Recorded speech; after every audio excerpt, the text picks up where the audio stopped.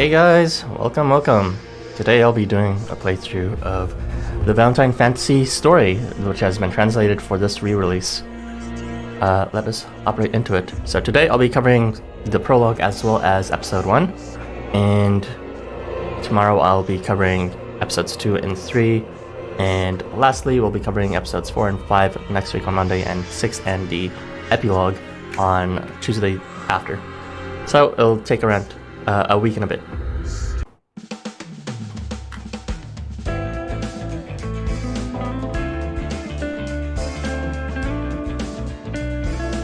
Alright. So we will now be beginning, not with the drop twists, I was just doing that before the stream began, but with Valentine Fantasy, the prologue part 1. I believe this is 3 parts, the prologue that is, so let's do this.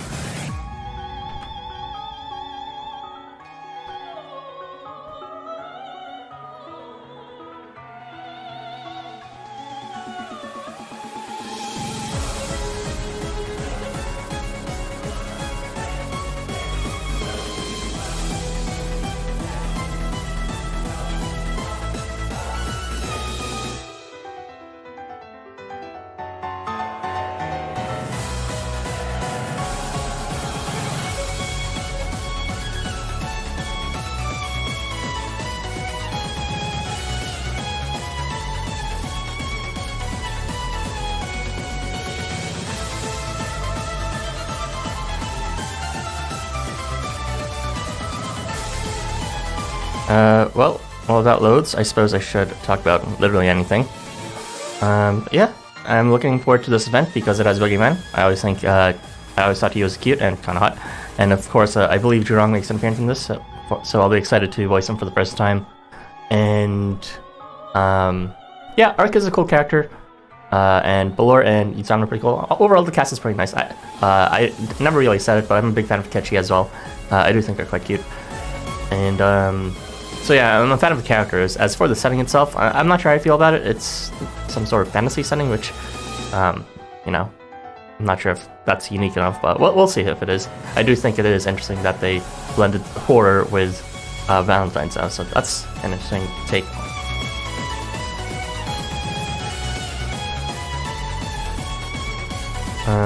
But yeah, I've been told by Archie, the manager of the Housamo archive channel, that at least for the first episode, it only takes 20 minutes per part, so this shouldn't take too long, I think. I'm aiming for well under 3 hours per stream, but yeah, I've got something to do in 4 hours, so let's finish this up.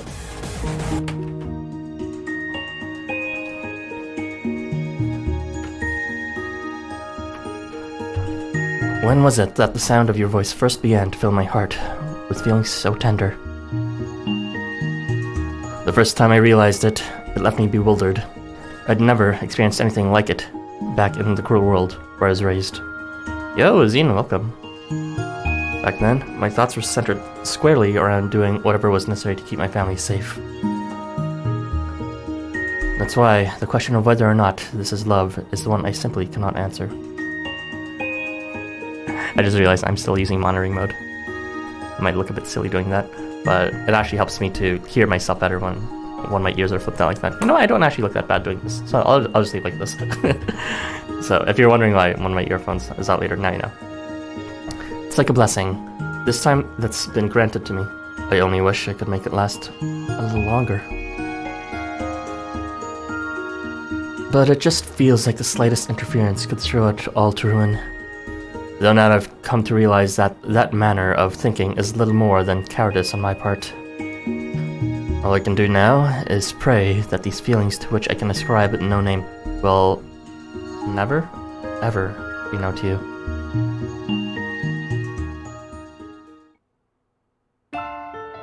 Valentine Fantasy and Eternal Fairyland. Prologue, but a nursery rhyme.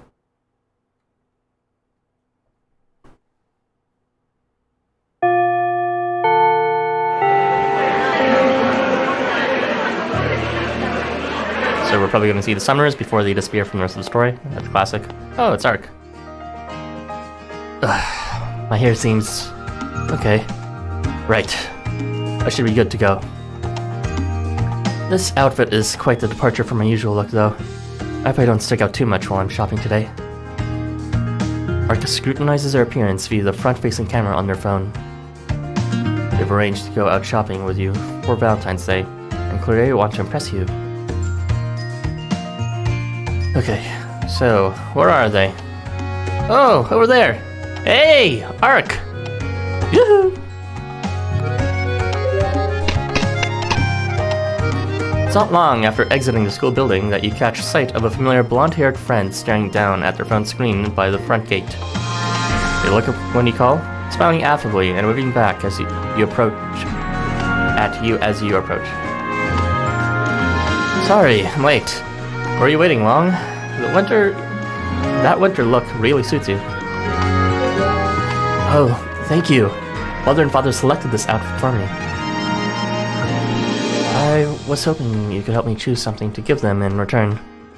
They do so much for me, yet I rarely give back. The problem is, I don't have much confidence that I could choose a suitable gift for them. I really appreciate your advice.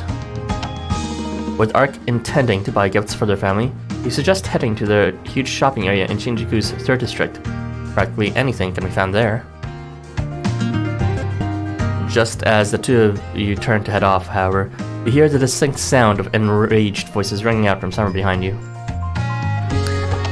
You won't say that again, you little punk! Come on, I dare you! Sounds like you're cruising for abusing. Come at it, bruh! Okay. The students are having a heated argument that's moments away from turning into an all-out brawl. No, we did that last year in Valentine's Coliseum. Ah, crap, there's a fight breaking up. Need to step in and... Seems someone else is on it. A teacher. Ooh, are we seeing Boogeyman this early?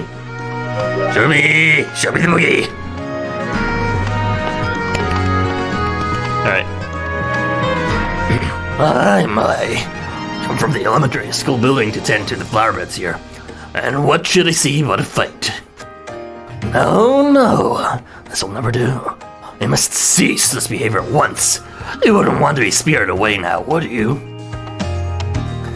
There is an agreed upon code of conduct in this world of ours, so you do well to heed the advice of those around you. If this were, say, a horror film, well, your behavior would ensure your place as its first victims, I dare say. Jesus Christ. Victims? Horror film? We're sorry. Let's stop fighting right away. Honest. The two students who were just moments ago ready to exchange blows now haphazardly scamper away like baby spiders fleeing a predator, eyes glazed over with terror. An unsettling grin stretches across the teacher's face as he watches the students disappear into the distance. He lets out a deep sigh. Honestly, I'm not that scary, am I? Does my appearance really strike fear into the hearts of delinquents? Forgive me, friends. I raised my voice, and I'm sure it must have alarmed you. Here, some treats as recompense. What? Cats. Alright. A few cats tentatively emerge from the bushes around the school grounds. The teacher kneels down and gently strokes their fur, offering them treats he pulled from his pocket. You know, I think canonically the lucky cats in this game actually belong to the world of Ketchi. And Boogeyman, so, you know, they're not just from any world, they're from that world specifically, the world of fairies. I think they mentioned that in Ketchi's debut event, Cat Festival. They say one is always most likely to fight with those closest to them. I wish I had someone close enough to fight with.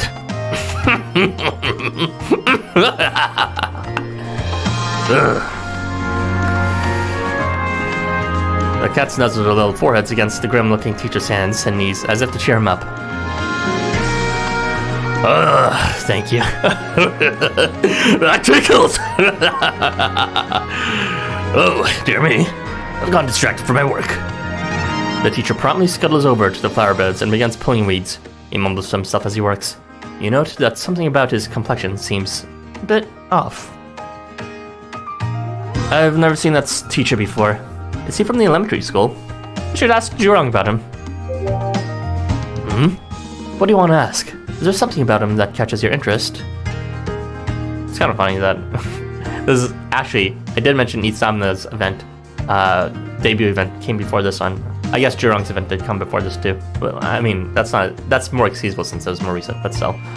A lot of units here that have never properly been debuted now showing up with side characters or as their variants. No, it's nothing. I'm just curious is all. I see. Well, shall we be going then? Are ready to pull me away to show that they're the main 5-star here and not Boogeyman. The two of you walk side by side through the busy shopping district, discussing the Valentine's gifts you're each thinking of for various people. Chocolate will be fine for my brother, but I'm not certain what would be best to get father and mother. Father's always making delicious sweets for me, so something other than chocolate would be best for him, don't you think? Well, I like it if it comes from you, especially if you make it yourself. And write a nice card to go with it. The thought of that is a bit embarrassing, but it would certainly mean a lot to him. It would please mother too, I'm sure. Are you also planning to make your own chocolates? I can only imagine whom you'll be giving them to. Yeah, I am. Want to make them together? I plan to make enough for everybody, though I'm not confident enough in my cooking. I can help you with that if you'd like. Father's shown me many recipes. I'm certain it'll come out great if we work together. For those that know, Searcher is the father and Babylon is the mother, and they've shown in lots of events, and Searcher got that baking variant, and Babylon's kind of a terrible cook, so the more you know.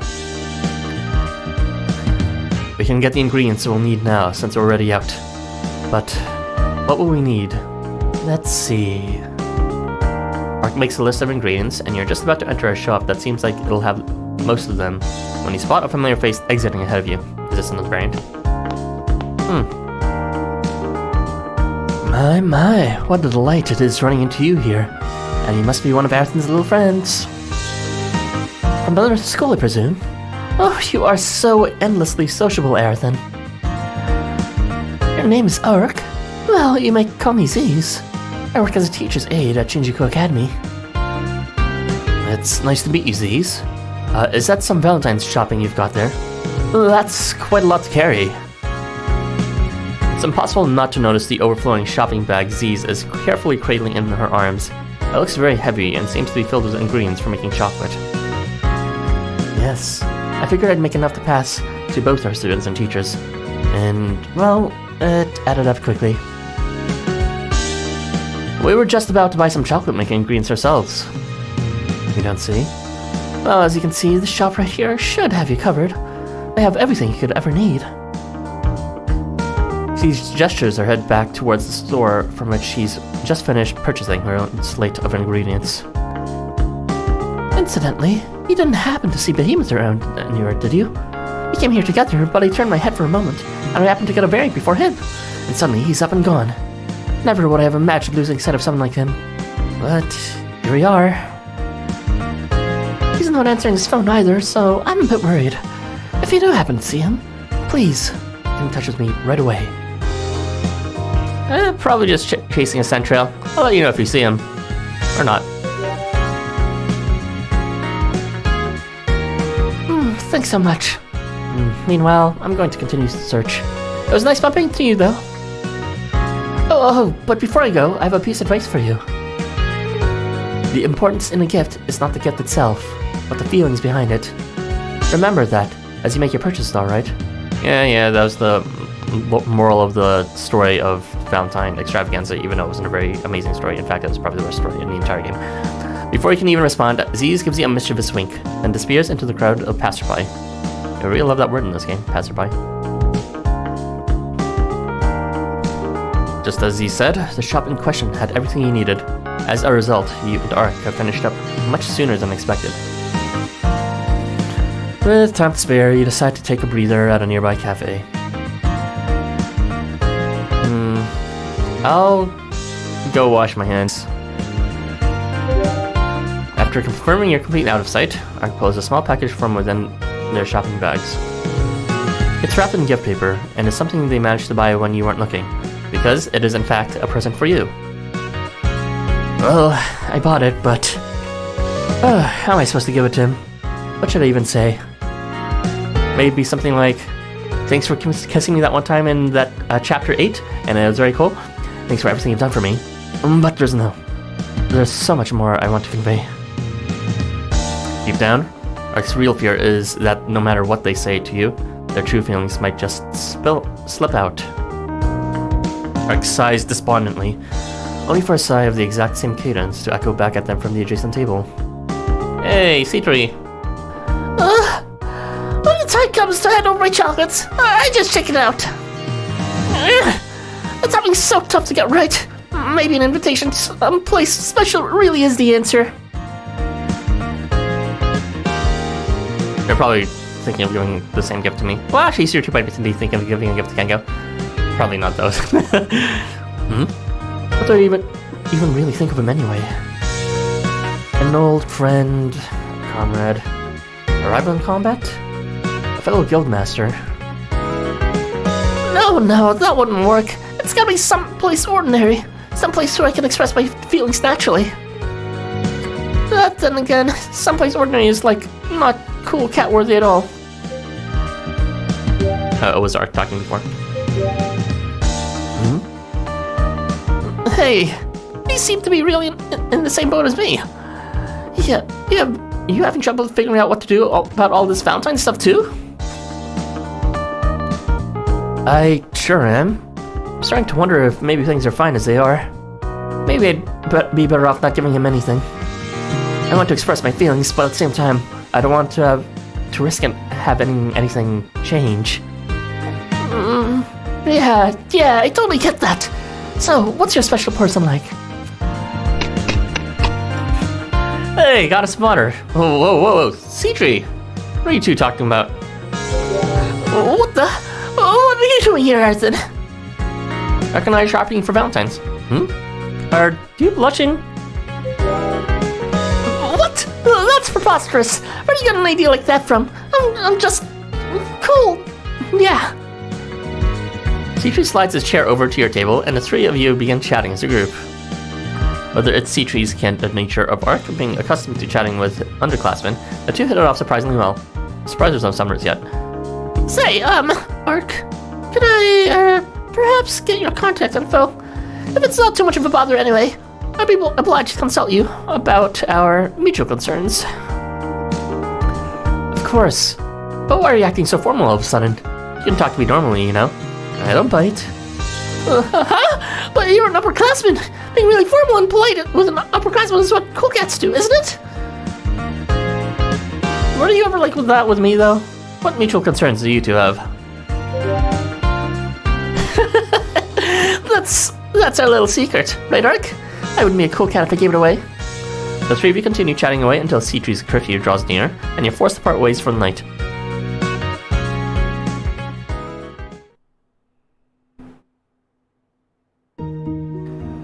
I'll just leave the ingredients here. I'm glad I managed to find a gift too. I wonder what Housamo will think. Hey, there you are. Welcome home, Master. You seem to be in a good mood. I take it you enjoyed your time with Ark. Yeah, it was fun. Sorry I was out for so long. Miss me? Please don't worry. Of course I missed you, Master, but you should treasure the time you spend with your friends. Well, I'd be lying if I said I didn't feel sad lonely, though. So you've got to take me out some next time, okay? He seems more affectionate than usual, indicating to you just how lonely he must have been. Before you can stop him, his eyes wander over to the package you've set on your desk. No, you didn't. Is that a present? For me? Whoa, Salmon, this package is for someone else. Hey, you weren't supposed to see that. It is for you, but it's supposed to be a surprise. Oh, that package, I thought that you were talking about another package. No opening it till Valentine's Day. Soft limits until then. So let's just say you saw nothing, alright? Despite your best efforts to shift his attention elsewhere, he continues darting his eyes back and forth between you and the gift on your desk. The curiosity is killing him. For something that's supposed to be a secret, it sure is giving off a strong smell. Master, for your own safety, I must investigate that smell at once. I need to see what's in that package. Focus. Now I'm really suspicious. Why would you go to such great lengths to keep something from little me? We're supposed to be one and the same, Master. There are no secrets between us, right? Aren't I allowed one on occasion? Don't you dare touch it. Not yet. What should I do? The two of you tussle back and forth like two riled up alley cats. For a moment, you consider giving up. What does it really matter if you were to give him a present a little early? As you consider this, little Salmon lunges towards the present, hoping to dart past your defenses. Almost instinctively, you bring your arm up to block his advance. And it's at that moment you realize you've hit him. Oh no! Oh my goodness, I'm so sorry. Are you okay? Little Salmon stands frozen in shocking disbelief. Physically, he seems fine, but he's visibly shaken. Who even cares anymore? That's too mean, no! I mean, it was an accident, and someone should have known that, but I don't know. I guess he's really lonely, he's taking it the wrong way. But yeah, that was quite a loud slap, Alex. No salmon? I'm not talking to you. I'm leaving.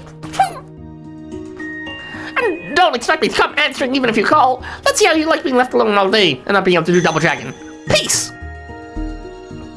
Immediately upon saying this, he disappears. You attempt to call him back, but you're met with only silence. Just want to surprise him. Oh man, I have to apologize tomorrow. Not that I did anything wrong. Harumph. He even says that. A layer of condensation covers your window panes, blurring the moon's light as it streams into your room. You realize it's about time to get for you to get to bed. Ooh, boy. Poor Salman. Is that the end of part 1 for this prologue?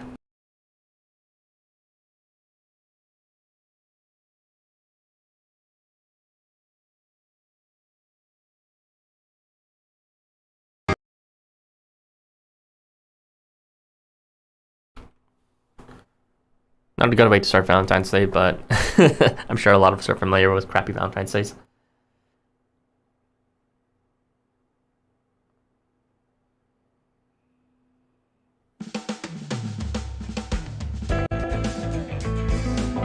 Alright, let us move on. Oh my gosh, Shiran, give me my mission thing. What's it called? My login day present. Alright, moving on. Part 2 of the prologue. I can't believe drawing just called me an idiot. Alright, let's go.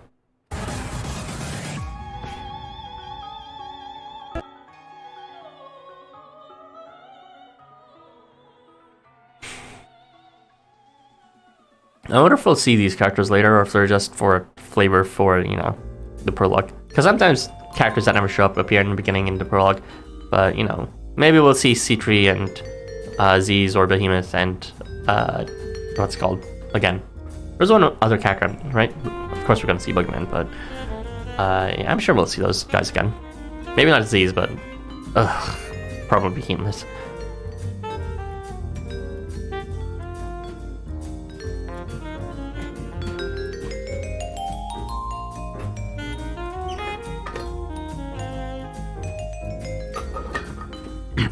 Yeah, that is part of his greeting. He calls you an idiot, so, you know, not the nicest greeting, but he says something, I don't know, but what can I say? Yeah, it just happened to pass at 10 a.m. EST, or whatever the equivalent time is in Japanese time, so your login bonuses should have reset by now.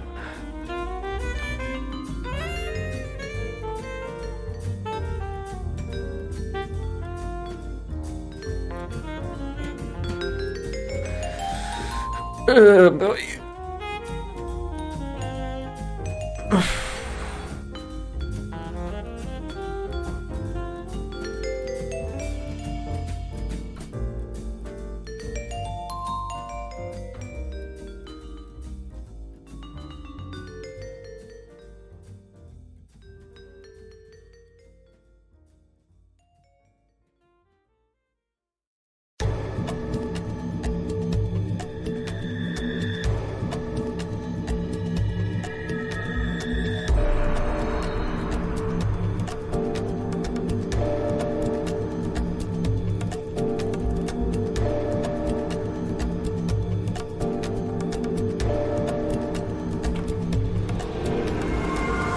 Oh, here we are.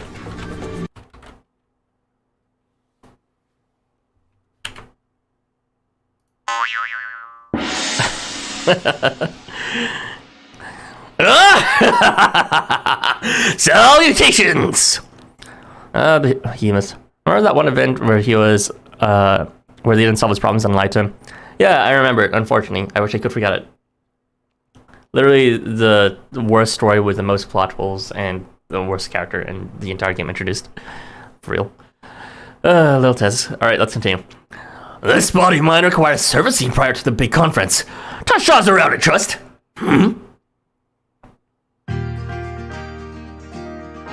Tezcatlipoca enters the Kamata's Guild workshop with his usual mixture of dominant energy and pure self-indulgence. His voice echoes for all to hear.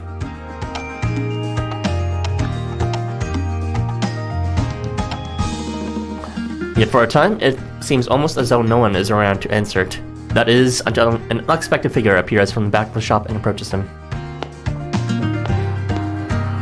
Boisterous as ever. Some things never change, do they, brother? Brother? Itsamna, oh yeah, I guess they are part of the same mythology of, El Dorado. I must say, I didn't expect to run into you here.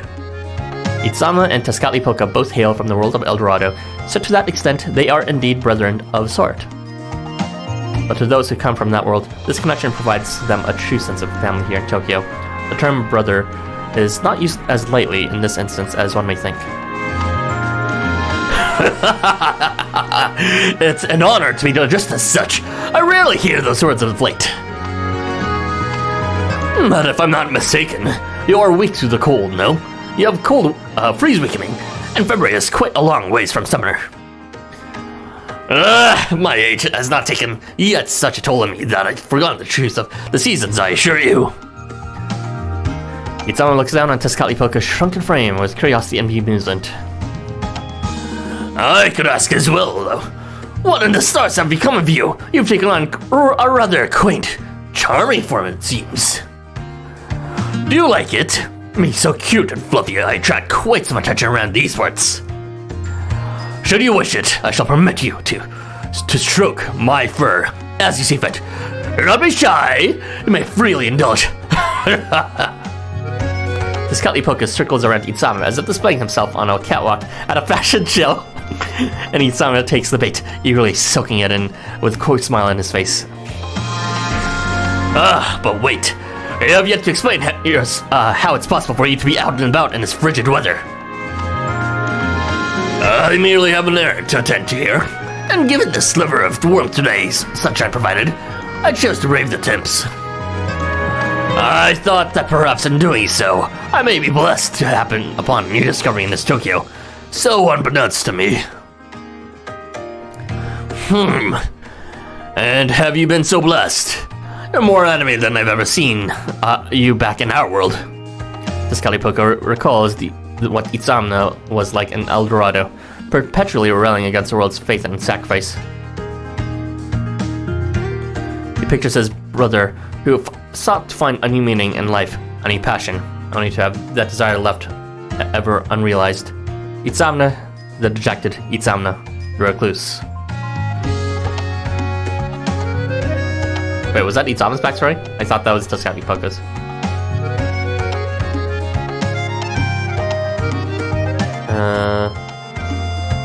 I guess they have similar stories then? I don't know. I still have much to learn, not just from my own students, but from all children of Tokyo. And the same can be said of you. I may not be aware of it, but it's clear to see you two have changed quite a bit since coming here to Tokyo. If one thing could be said for certain, it's that Tezcatlipoca has somehow lost his original body. His tiny frame now stands as if frozen, eyes locked with Itsamna's. You were always the joker. It should be plain to see that there is nothing left in me to be changed. I am but a mirror that reflects the reality of its observers. So, if you see change in me, it is your own which you behold. You do have a point. I would never imagine the day when you'd begin to speak some sense. Yet by that same logic, For you to remark on having seen such change in me suggests that you are not the same as before. Alright, we got a character growth. Clever lad, I can see that my circumstances here in Tokyo are, an adjustment compared to my life I once knew. Existing as an equal role representative, for example, and finding comrades with the same hazy rule as my own. It is only through the strange land of Tokyo that such curiosities are afforded to me. Oh, you've encountered comrades as such regard here. That's quite impressive. Besides the point, you have spoken of having an errand to attend to. Have the crafters requested something of you? In El Dorado, there was no creator of high standing. Those who turn to you for work have a discerning taste indeed. Yes, I was asked to design a sandbox world, and was promised a position of it to use in compensation for escaping the cold. Wait, Housamo was on who requested a craft or something, or was it requested something by the crafters?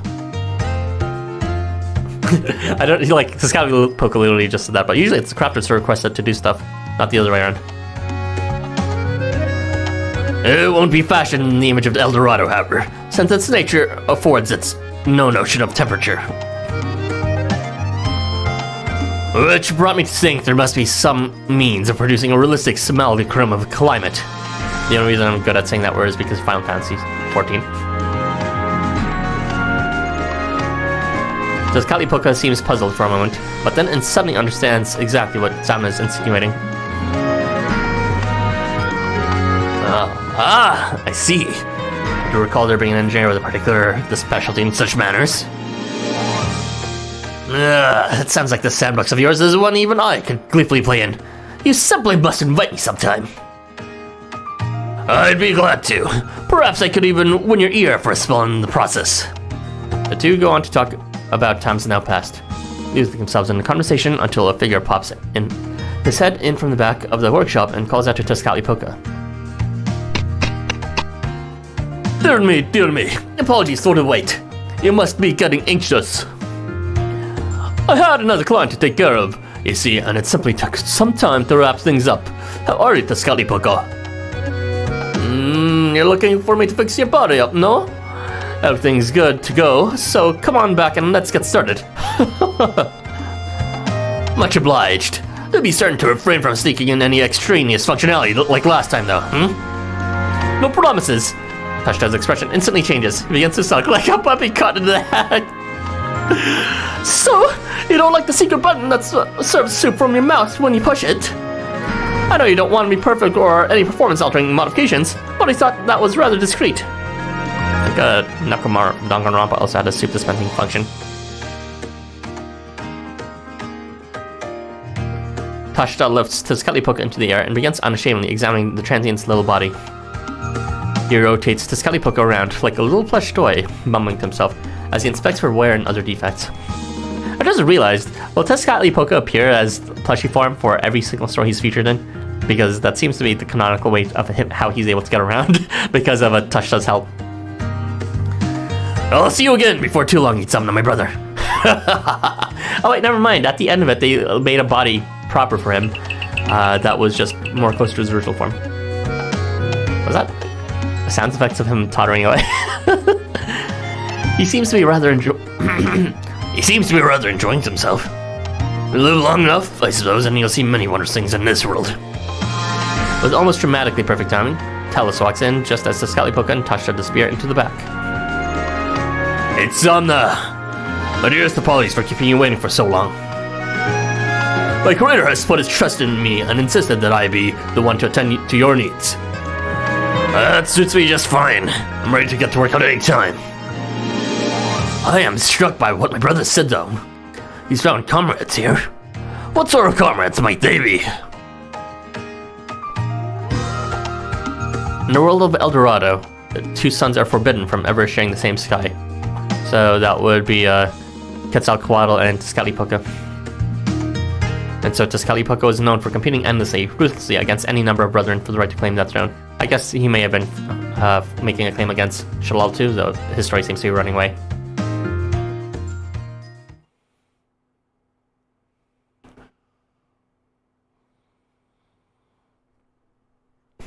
backstory time. King Balor, with his evil eye cloaked in smoky haze, once had an arch-rival back in Tirna Nog, an arch-rival he thought he'd exiled long ago. This was a shining warrior who commanded one's attention even on battlefields so obscured by the spattering of blood, one could hardly see the front of one's face. And the identity of this warrior of light, spoken of in prophecy and bearing the weight of destiny, it is Balor's own grandchild, Luch. I don't know if I'm pronouncing that right. There's not really any, what's called predecessor or name that I can refer to. McCroy? Yeah, I don't know. None of them use the GH sound. It is foretold that when Balor reaches old age, Luch will come to dethrone him. Yeah, we did learn about this in Cat Festival, I believe. It's through Catchy, even though Balor wasn't directly featured. For indeed, there is a system in Tirna Nog. We may have learned about it in chapter 9 or 10 as well. 10 or 11, actually. It is the system of changelings, a mechanism of substitution in which aging dragons are cast out to make way for younger blood. Yeah, the sacrifice of Balor makes everyone else immortal in the fairy world. Balor himself had become king of Tirna Nog by banishing the previous ruler, whose reign had become long in the tooth. But the prophecies foretold that even Balor would inevitably be cast out by another, younger challenger to the throne. Luch, his accursed grandchild. His brilliance was a blight to his eyes. One could say spite alone led Balor to order the exile. Balor? I don't know. But now that exile appears before Balor's eyes once more, grown into a warrior still every bit as resplendent as ever, commanding the gaze of everyone on the field. Balor had fought this foe on countless fronts in the past, but now seeing his grandchild grown, he finds himself unexpectedly stricken with a tinge of pride. Would that he could fight side by side with the shining beacon of valor. Yet that can never be. Fate has sealed that Balor and his grandchild are never to stand shoulder to shoulder, but always face to face on opposing sides. His grandchild is forever to be regarded as his arch-rival, or so one might expect. All I want now, despite everything, is to see my grandchild under a different light. I envisioned it in a dream.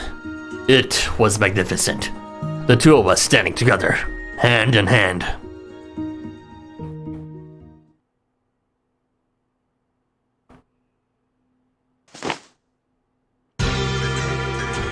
Again with that same dream. It never changes. He's dreamed of himself with his grandchild so many times now, and each time he wakes up grumbling.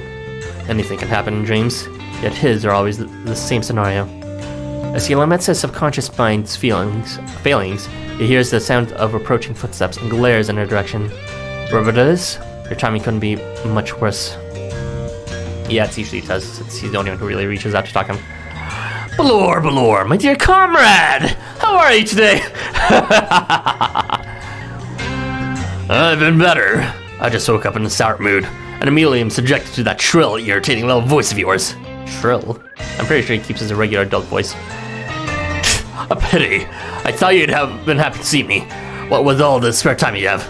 I've such an interesting tale to tell, too. Balor turns away from Tezcatlipoca, actively refusing to look him in the eye. This makes Tezcatlipoca puff his cheeks dejectedly. He enters Balor's cell and summarily plops down on his lap. That's cute. Is that from the AR then? With Balor and Tezcatlipoca? And just what do you think you're doing? You think you can win me over with that newly worked body of yours? Perish the thought! Just as you prefer your aged-old self, I too have an overwhelming fondness for the me that I've lost. Oof. Let's swap ears out, my ear's getting sore. Nonetheless, it must be said that this form is rather a huge hit with the kids. And some adults too. What the? So, what do you think? Charming, no? And my fur is so fluffy. You may stroke it to your heart's content, my comrade. Allura starts to respond in kind, but stops. Nothing could be more fruitless than a war of words with a self-assured little Therian. He elects to take a more admonishing stance instead. The Dio cat. Yeah. All you do is talk and talk. Can't you take a hint that maybe I'm just not interested in what you have to say? No! It's not perfect, but it'll do. Allura just wants to make it clear to Tezcatlipoca just how little he cares for this current line of conversation. But Tezcatlipoca just ignores him, continuing to run his mouth. Only this time, he changes the subject entirely. I want to ask you something, Allura.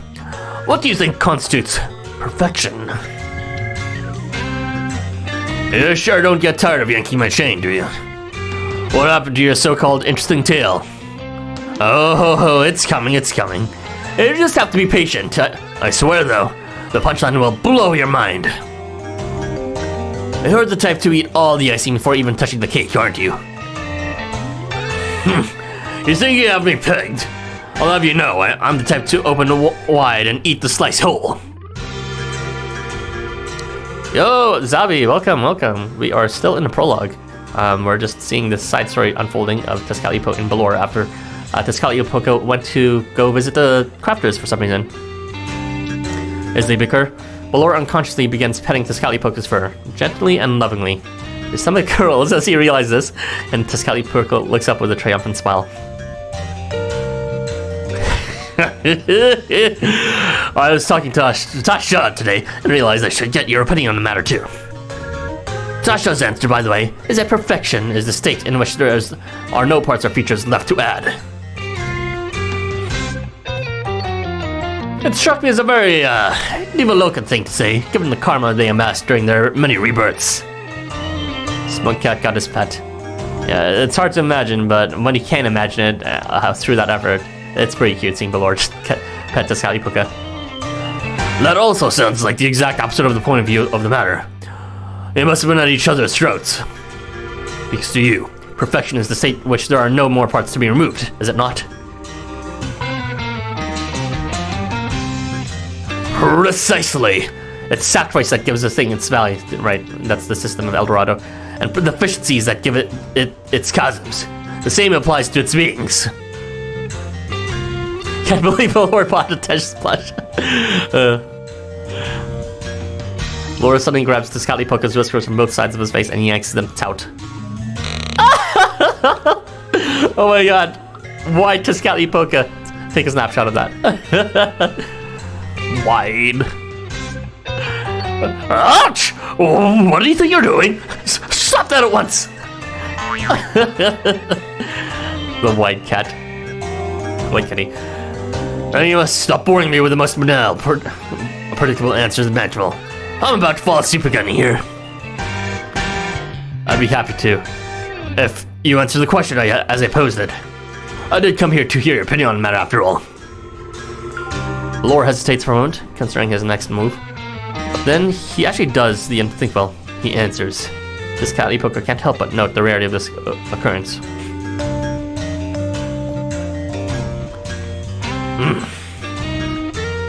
Permanence. Perfection is permanence. To such an extent that even time and light seem frozen in its presence. So Uchronia, then, the land of no time. If an ideal land were birthed, with no need for change, then its history would cease. That's more similar to the frozen land of, what's called? Lucas Motor Scene? No, that's a song. I forgot what it's called, but it's Porokeo Kami's and Cuban Kami's world, the frozen world. A fascinating answer, most wholly unexpected of you, and yet also sorely unexpected. Tezcatlipoca is the first to notice the sound of approaching footsteps, in response to which he quickly hides himself behind Balor's massive cock. General Balor, have you seen Commander Tezcatlipoca? He disappeared in the middle of his shift. He doesn't come this way. If I know him, though, he's gone off gallivanting around one of the other schools. As soon as he's able to leave the premises, he neglects his duties every day like some spoiled child. The one offshoot to his new body has gotten him shrunk down to the size of a plush doll, which makes him innately punishable, says the job evader. I have to give him a good spanking next time I see him, and so is the sword on the bottom to his receipt. Boy, would I love to see that. Teach him a lesson he won't soon forget. Poka gives Ballora a tiny punch in the back. He is clearly not as amused as his death stroke comrade. Well, do let me know if you see him. Until his return, I shall see about warming my needle and thread.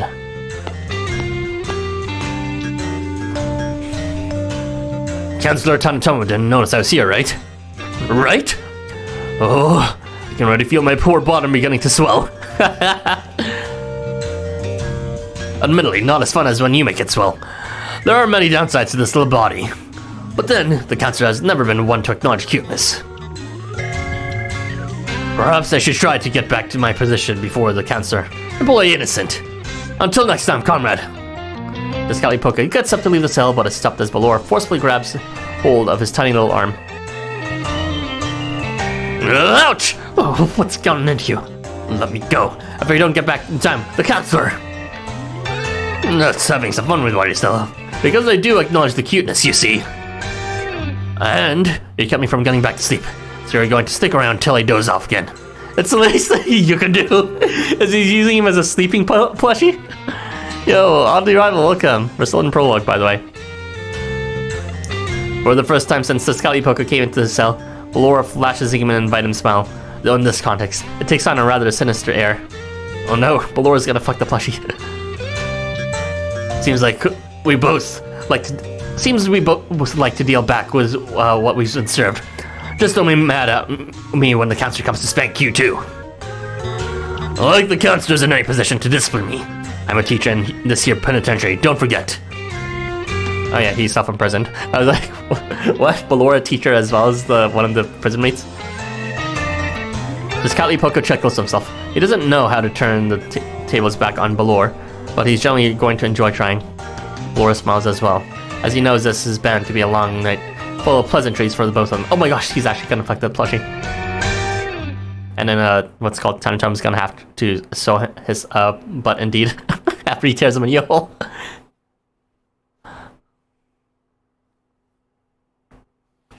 And so ends part 2 of the prologue. But man, the prologue is quite long. It's fine though.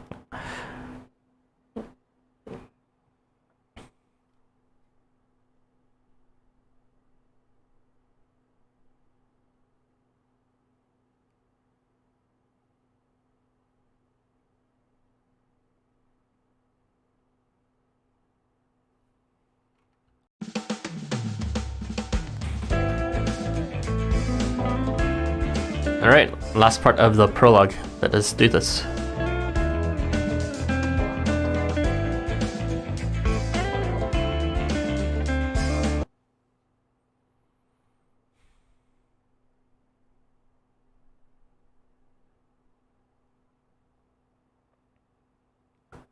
You like the story, but the dialogue choices were meh for me.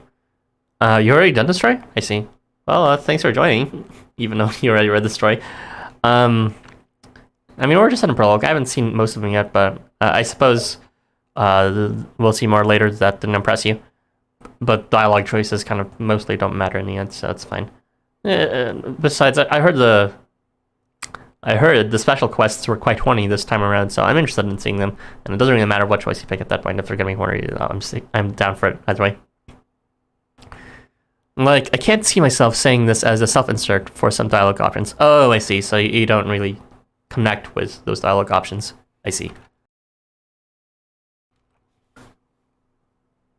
When I started playing this game at first, I tried to insert myself into it. And, try to apply my own personality, which makes sense because it is supposed to be a self-insert in that sense. But the more I played, the more I as the protagonist, MC, whatever you want to call them, made these connections that only the protagonist would have. So I kind of take on this persona of me, but who's actually met all these people and has been changed by these people. So even if I wouldn't normally say some things from the dialogue choices, you know, for the most, I feel like the MC would say this, no matter what they started as, because of all the years of experience they've had with all these different characters and events and main chapter stories so far. Well, that's just my hot take.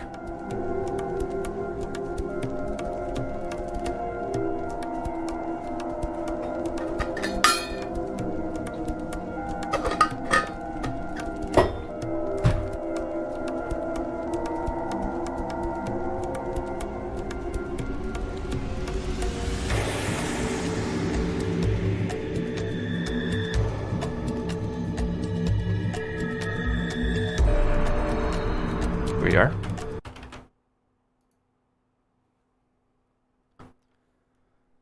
Why can't you understand me, Mother? You're not even trying. Also, I broke my stress ball while squishing it. Oh my god, you must be really stressed. I mean, I've got a lot of stress too, but I don't like physically show it like that. Especially with today's situation. I'm only thinking of what's best for you, Ark. I'd ask you both to please calm down.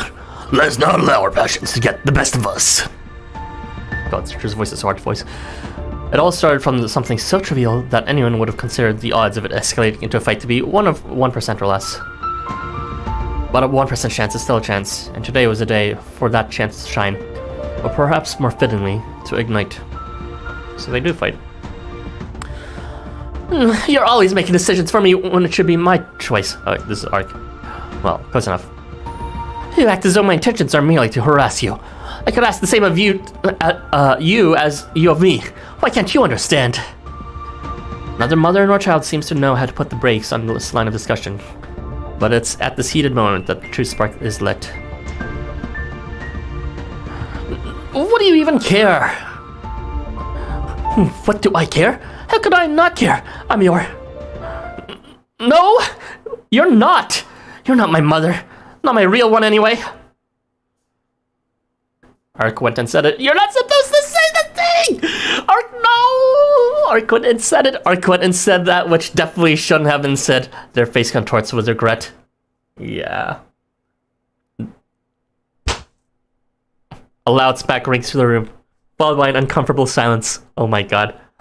Ark puts a hand to their singing cheek. Oh my god.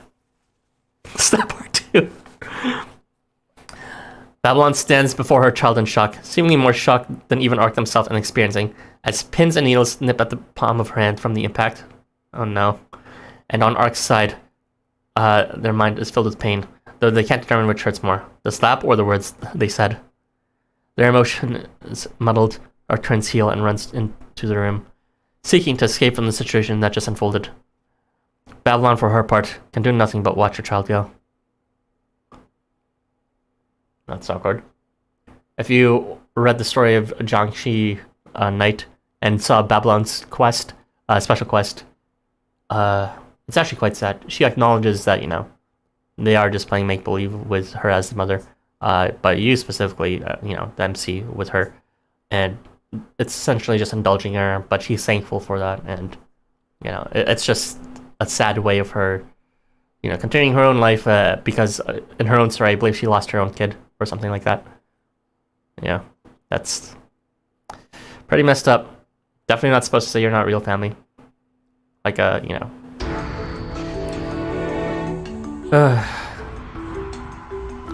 And that's how it went. Why did I have to give in to my pride like that? Why was I unwilling to compromise? It's not like the two of you fight. You want me to talk to them? Wasn't Ark supposed to give them a gift? How did that escalate to a fight? That's not the whole story, though. I'm afraid. Oh. Babylon groans mournfully, her eyes welling up with tears.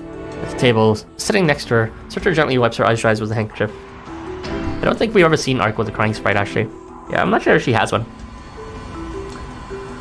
Allow me to finish the tale, my dear. So the morning after the fight.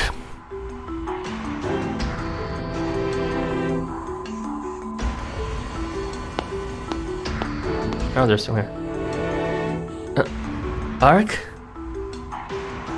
Please forgive me for raising my hand against you yesterday. Don't worry, Mother. I was the one in the wrong. I should never have said what I did.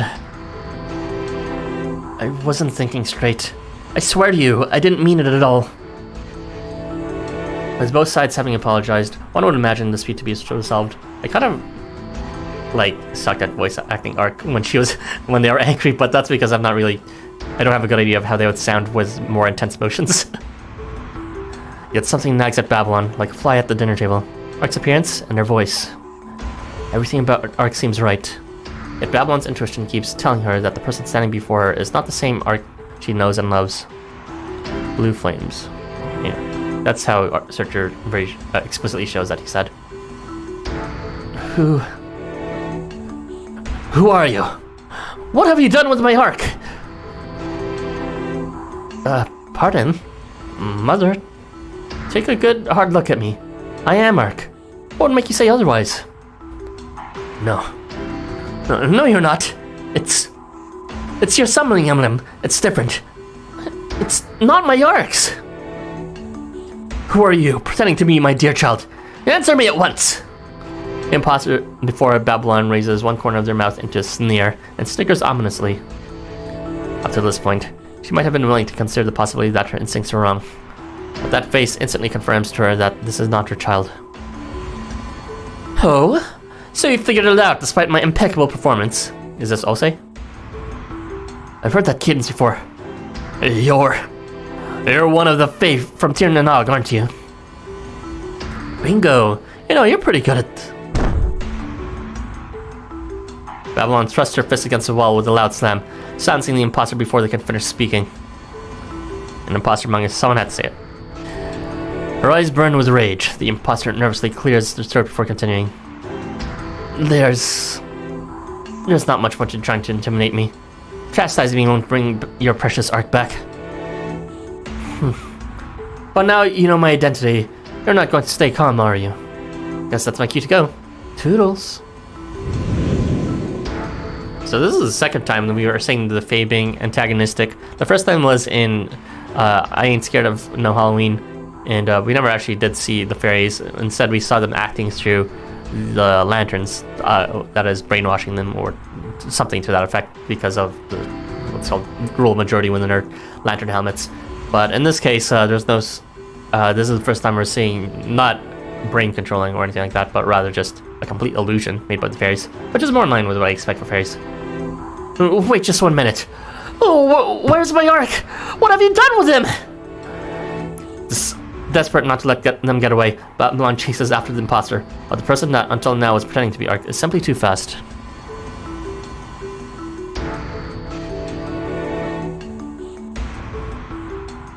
And that's the state of things as of this morning.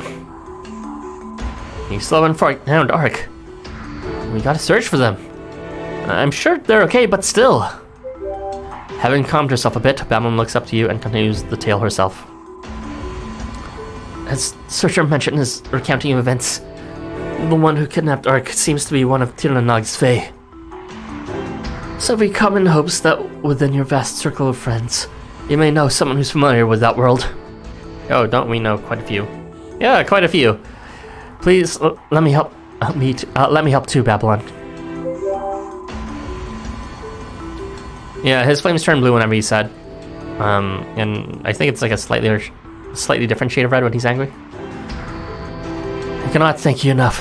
Remind me later, and I'll show you one of the casino's best kept secrets as compensation. What? Do consider, however, that our child is no weakling. That kidnapper is not to be underestimated. Please exercise all due caution. The three of you quickly discuss your options and divvy up individual tasks that most officially search for Ark. Babylon's is to see a notable Fae of Ueno who's taken on the form of a beast. So this is probably going to be, what's his face? Kushi. Meanwhile, Searcher will go to Ikebukuro to visit a man who wields dual blades. LaCroix? Okay, yeah, we already know he is from Tir na Nog. And I believe his, battle partner actually did have a GH, but I forgot what his name was. While you head off to meet with two particular rulers.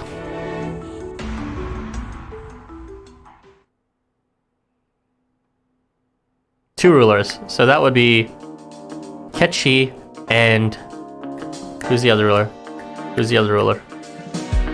I mean, Sathalka's from the old ones. Hakumen's, maybe Hakumen actually. I don't think Hakumen's directly from Tirnog, but maybe they passed by or something. Melusine? Melusine's from Tirnog? I didn't know that. Melusine, sorry. Damn, we could have gotten Val McCroy last year. I mean, what's it called? That would be not amazing since he's technically already released on a Valentine's event. Just so happens that a gathering of rulers is taking place at Roppongi Guild. If these were olden times, they'd be lined up to receive offerings from their loyal subjects. Yo, Prisma, welcome. We are going to see 2 rulers from Tirananog, so this is going to be from Roppongi Guild. One of them is Ketchi, and someone in Zavi, is saying that the other is going to be Melusine, which is a surprise since I didn't know she was from Tirananog. Since if she is, she barely has any interaction with the setting or people from it. Instead, these rulers have gathered to make chocolates in light of the upcoming Valentine's Day celebration. Perfect! These chocolates are looking great. How's he sounding again? I can see the delight in my spouse's eyes now, after I've presented these premium fruit-filled chocolate bonbons. It's a curious thing, as these rulers would be loath to expose their sensitive sides under normal circumstances, yet here they are now, all giddy and swooning with anticipation. Melusine! Come and try the chocolates I've made, won't you?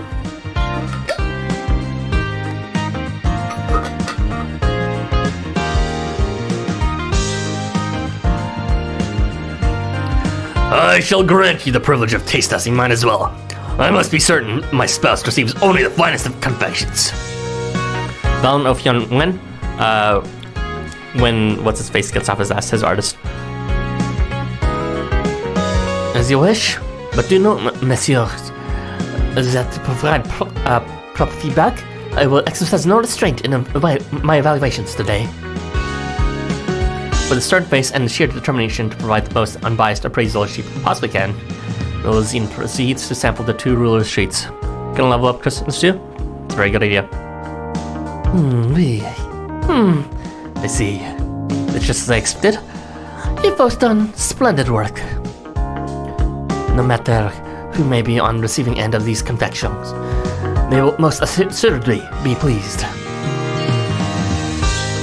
Particularly when compared to the works of these 2. Melusine narrows her eyes and shifts her gaze to another corner of the room.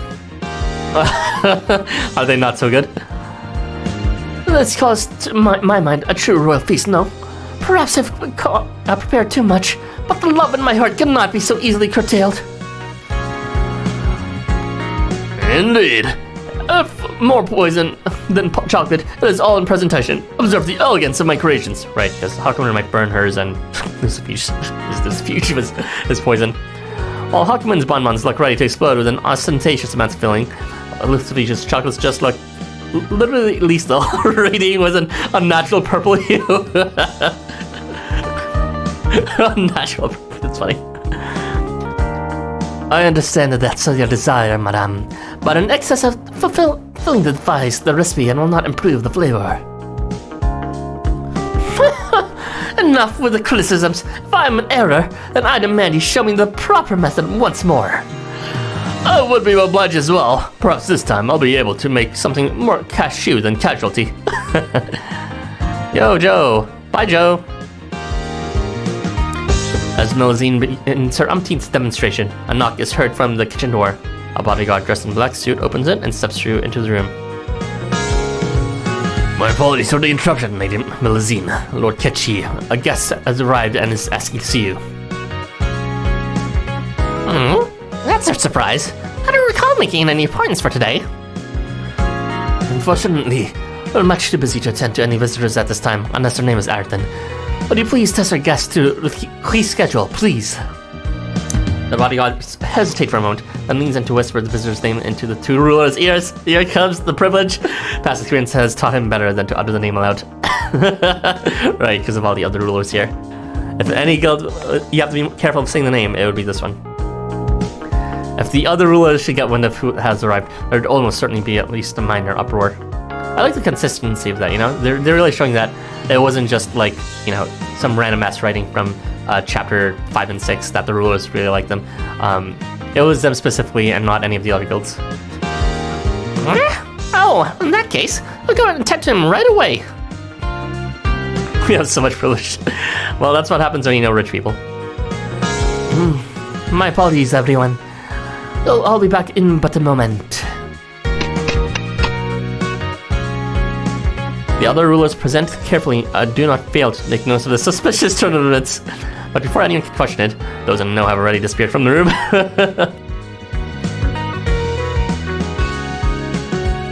Wow, so slick. I'm shocked that they're not making a scene of it.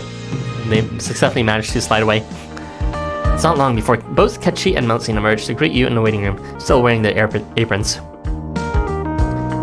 Sorry for showing up without any notice. Wait.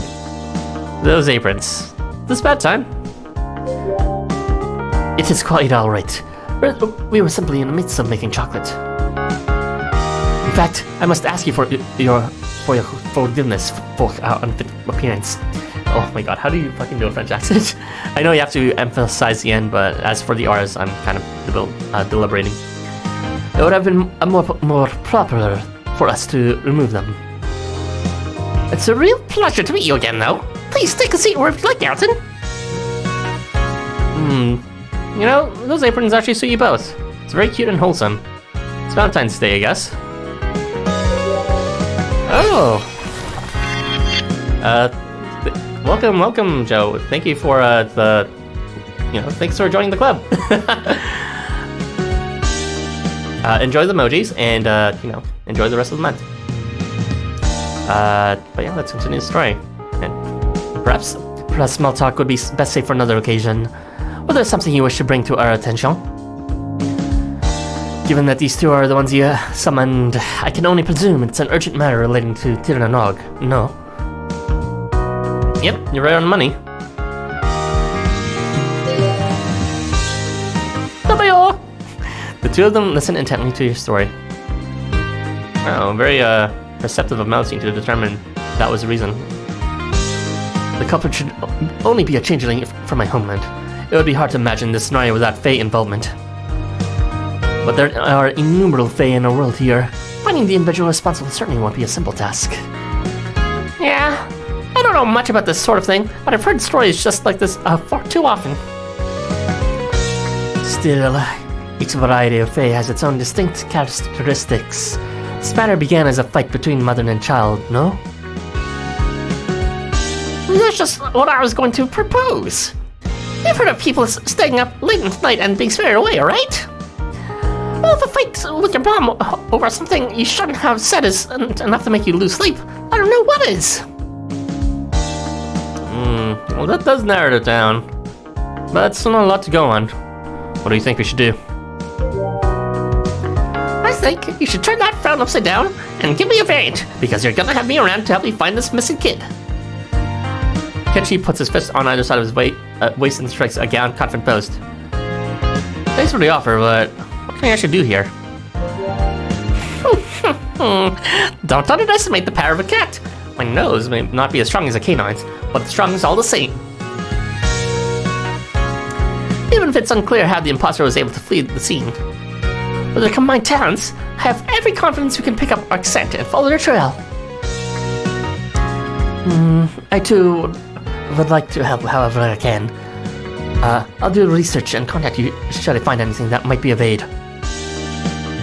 Thank you both so much. This feels a lot more doable now. Right, let's work together to find Ark. Sounds perfect. And no time like the present to get started. So, lead the way, Arthur.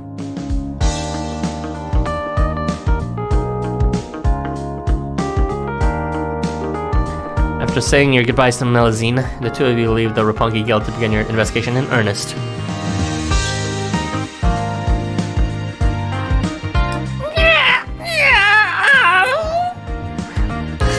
Sorry, but... So, we're headed to Housamo, huh? And the game is a pal. You're sure in a good mood. Got any cheer to spare for me? I swear you're as cute as a button. My apologies. Your friend has gone missing, so you should try to be a little more considerate. It's just, I've been so busy lately, and here I am suddenly having a chance to go out and adventure with you. It's almost magical. Taking full advantage of this opportunity to spend time with you, Ketchy proceeds to gleefully chat away about this and that and everything in between as the two of you walk together. But then, practically mid-sentence, something seems to give him pause. He looks at you and cocks his head curiously. Say, is little Solomon feeling okay? Right, they're friends. Normally he'd have pounced his way right into our conversation right now. Uh-oh, awkward. Right. Yeah, had a little disagreement. He's been avoiding me since last night. Really, Rao? What could possibly happen to cause that? You're so excited to give you a Valentine's present. Let's stop talking about it yesterday. Ketchy almost immediately realized he said too much. For the first time since leaving the guild, he goes dead south. He was supposed to give this one. I didn't know that. So, little someone had a gift for me? This all started over my gift for him. No, you! I've gotten and done it. Little someone told me to keep it a secret. He made me swear I would. I guess it goes to show how some of the two of you think. You both even get all fired up about giving presents. I wouldn't worry though. The two of you are so close you'll make up in no time. I'm sure of it. I sure hope so. I really want us to get past this. I hate knowing he's angry with me. Yeah, I'm sure. The longer you put off resolving the situation, the worse those wounds will fester. I'm sure little someone wants to make up just as much as you do. He's just too hard-headed to make the first move. You gotta read your closeness with your friend as well as the context of the fight you've had. Because sometimes expedience is the answer and putting it off would actually make the situation worse and estrange you further. But other times, expedience will only just, bring out the anger and frustration from before all over again. And time is actually the solution in helping heal those wounds and, helping both of you get over whatever may have happened. So, let's call him out right now. If we apologize together, maybe he'll go a little easier on me for ruining his surprise too. With Ketchy's encouragement and support, you try your very hardest to little someone. However, from somewhere behind you, a deep and ominous voice suddenly interrupts your tongue. Boogeyman? Only wicked children fight with the one closest to them. Allow me to guide you to the dreadful world where you belong. Larson, watch out! We got abducted! Oh no! No, please don't throw me into your room and take off all my clothes. Anything about that, Boogeyman. Please don't tie me up in chains and, keep me in your basement for the next 2 months. Please don't do that. Anything like that, no. With no time to react, you find yourself fully enveloped in a strange old cloth of some sort.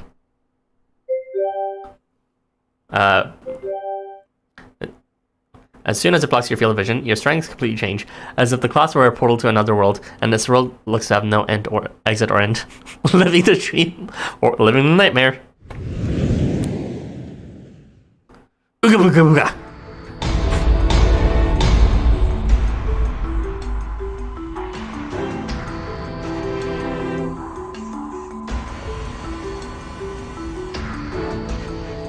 Well, I guess this is the beginning of, or the end of the prologue, since we are now in location. Where am I? I swear it's always something. Alright, bring on the event. Just a moment ago, you were walking through a pony, but now you find yourself standing in a gloomy, dense forest. Yep, cue the end of this part. Alright, we eating good.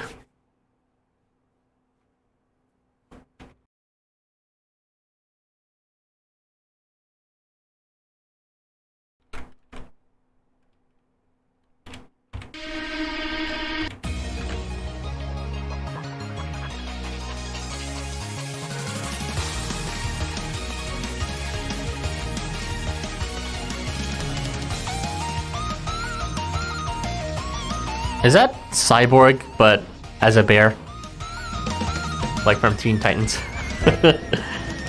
Your profile pic, Jeff, that is. Alright, we're gonna continue with part 1 of episode 1.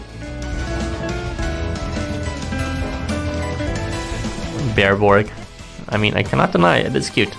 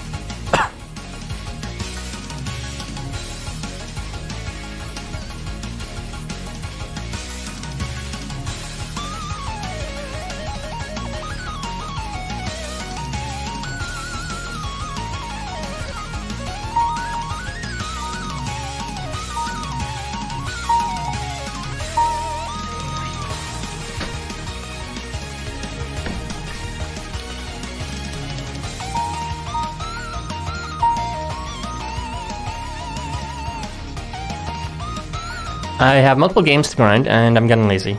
I mean, take a break from something if you're falling behind. It's not like those games will go away.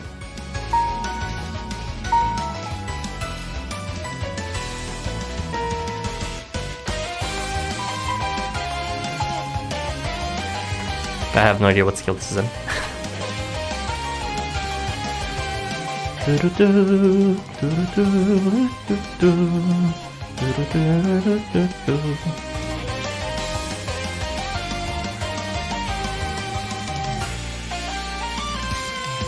That's no sense skill. Sorry, I'm losing my train of thought. I should probably give my thoughts on the prologue. Yeah, it's pretty good. I don't know if Melusine will be any help since we're gonna be taken to some other world, but maybe they can continue an investigation elsewhere. I have a feeling maybe Behemoth got abducted to this world too, since he showed up and had no relevance otherwise for that her showing up. So we probably won't see these, since unless they got abducted, they won't be there too. Unfortunately, that means we'll probably see Behemoth. Blame them for releasing limited items that only last for half a month. Yeah, I see. I mean, there's always gonna be limited items eventually. Right, here we are.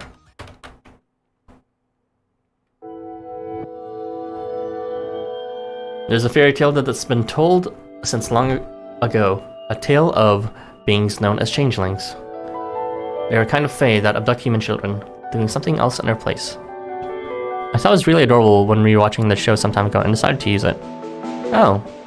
Yeah, I don't rewatch shows very often, especially not comedies, but you know, sometimes I do if they're really good and meaningful to me. And now I'm a sucker for collecting them items. You gotta get those second copies of Ryota's and Kenko's chocolates, right? Most have always discounted this tale as an attempt to use fear to coax good behavior out of children who might otherwise defy their parents or siblings. Some parents would even go so far as to say to their children, "You've been so bad, you must be an imposter. A real child must have been spirited away by a changeling." Those who harm their parents or show no respect towards their elders are taken away to the land of the Fae, you see. Imagine you're a child trudging along by yourself, a recent fight with your parents playing out again and again in the back of your mind. Then suddenly, whoosh! You're in a strange new world, governed by its own unique set of rules. Okay, ow.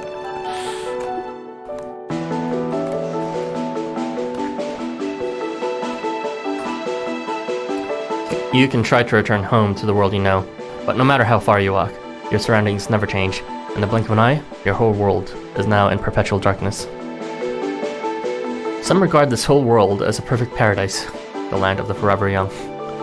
Time stands still here, except for just one thing. So we've actually talked a lot about Tir na Nog before now, a lot of people's backstories. Hold on, let me just read the title sequence. Valentine Fantasy and Eternal Fairyland, Neverland. But yeah, we've learned a lot about Tir na Nog previously in Ketchi's story, as well as, Balora's backstory, and, whether it's in events or stories or like that. Maybe we even heard a bit about it from Melusine. But this is the first time we're, like, straight up in Tir na Nog, because Tir na Nog has, affected the motivations, or has, had, like, some memory collision of world before with, what's called McCroy. And it's also like affected us in our own world, such as with lanterns. But this is the first time, we're actually seeing Tirnanog for how it is, which is interesting. We're not in Roppongi anymore. Where is this? I don't even think this is Tokyo. Presuming this is Tirnanog. I was so scared. We were walking one second, and then this big blanket was tossed over me. A strange cloth or bag had been thrown over both of your heads, and then before you knew it, you were here in this mysterious forest. I'm having a huge deja vu moment right now. I don't think I've ever been here, but it feels, rather... It smells so familiar. It smells like where I lived before I came to Tokyo. You recognize the smell. Could this be your homeworld? Tirnanog? It might be. I mean, usually when they show Tirnanog, it's full of grasslands or something. This could be the land from the forever young, where we pixie cats and giants also live. Break's over? Okay, thanks for joining, Joe, and thanks for the 1 month. Take care, and good luck with whatever you have coming.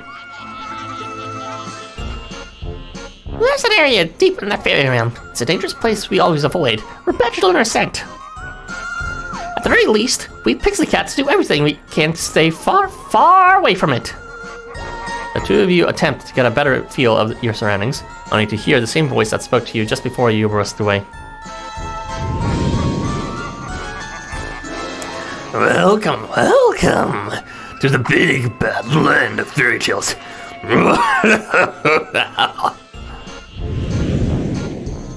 That voice! Who are you? Show yourself!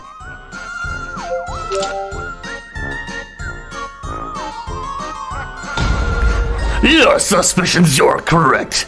You've arrived in the land of Tirnanog, or at least in a facsimile of its most horrific facade. The angry burlap sack. It is a fairy tale world where bad children like you who fight with their loved ones are sent to reflect on their behavior.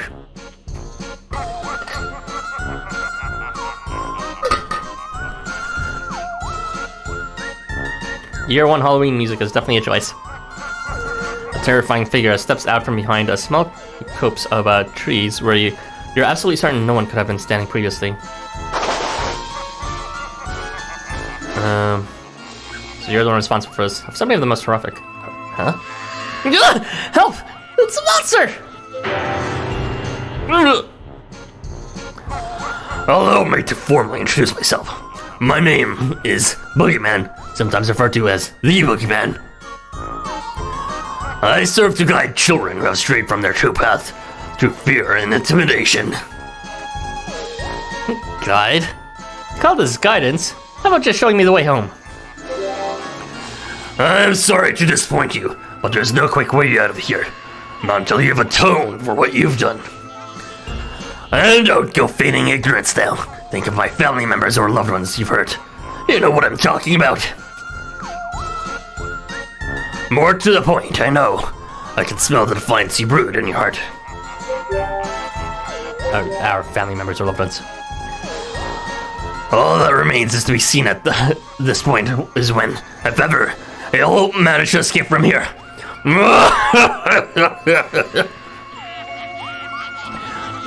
Why were you kidnapped? That's really all it took? Under that mask, he must be handsome. Boogeyman laughs menacingly. After notices catchy for the first time and abruptly sobers up, raising an eyebrow in surprise. What? What are you doing here? You don't smell of a werewolf child at all. Moreover, no, this is not good. I've made a terrible mistake. I've got a bystander mixed up in all this. Not just any bystander. Come in, please. This is Boogeyman, and the virtual world. I have a guest here who requires immediate transport back to your side. What? Transport? Is this some sort of a, what's called institution or ride? Did he just say virtual world? Does this mean this place isn't real? I guess he spoke too soon about Tirnanog. He ignores your question and continues to stare off into the distance as he addresses some unseen contact. The contact who is seemingly not picking up. It's VR all along. If only real life were VR, then I could wake up from it. Sleep, I'll bet. I really screwed this up this time. Forgive me, King of Cats. How about coming with me for the time being? I couldn't get in touch with the person who you can get out of here, but there is another way. Bit cumbersome, though. Yeah? How do you know who I am? What do you mean? You're well known even in Tokyo. It'd be more surprising if I didn't know the Honorable King of Cats. They're making me blush. No people really talking about me. Maybe we'll get VR this Valentine's as well. I mean, didn't we already get Virtual Summer Memory? I don't know if that's VR, but it has virtual in it. Hey, focus, we're kidnapped, remember? How about sending us both to him? I don't want to be left behind.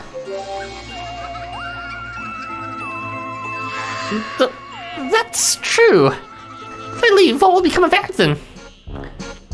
I said it already. All delinquent children are brought here so they reflect on their bad behavior. And reflect is what he'll do. Well, in that case, I'm staying too. There's no way I'm just leaving behind. I mean, what kind of friend would I be if I did that? Boogeyman pauses for a moment. An unsettling expression takes hold of his face as he processes the current situation in silence. Are you certain that's what you wish? Or are you certain you won't change your mind when facing the turn that lies ahead? Of course. I'm absolutely, completely sure of myself. Now, it's about time you return both of us home.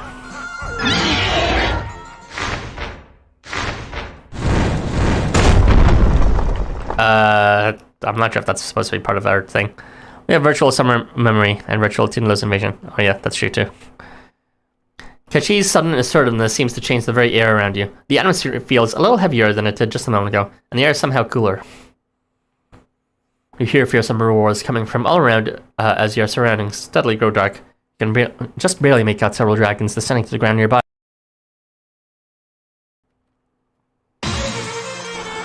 I admire casual camaraderie. Unfortunately, that won't help you avoid what awaits you here.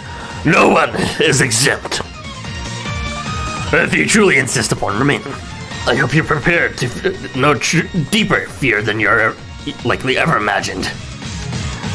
I'll give you one more chance to change your mind, but that's all you get. Your decision at this moment is final. Kachi, you don't have to do this. I'll be okay on my own. I'll figure something out. His threats don't scare me. I'm not about to leave you here and suck alone.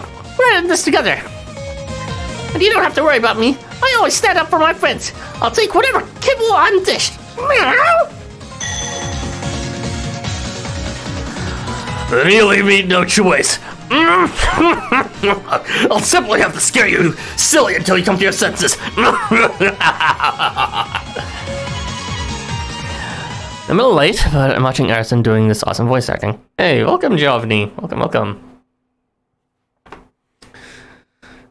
I try my best. Boogeyman is a bit similar in some senses to other characters, but he does have a pretty unique laugh, where he's like, kind of holds his voice back. Arison voice acting career win. Arison career would be nice, yeah. Yeah, there's a lot of skills in this, when I do Housamo streams and all that I don't really get to practice elsewhere. Fun for thought, if I go into acting, or voice acting, or something like that. But yeah, this is likely a battle sequence, which I already did last year, so I have no idea what it's about, but we're probably facing Boogeyman and some ghosts. Not ghosts, the dragons. And then we beat them, and then the events will happen, and we probably didn't beat them, and we'll just talk, or some shit like that. But we do need to find Ark. We should probably start off the explanation with that, honestly. Well, I guess we don't necessarily know that Ark is in wherever they are right now.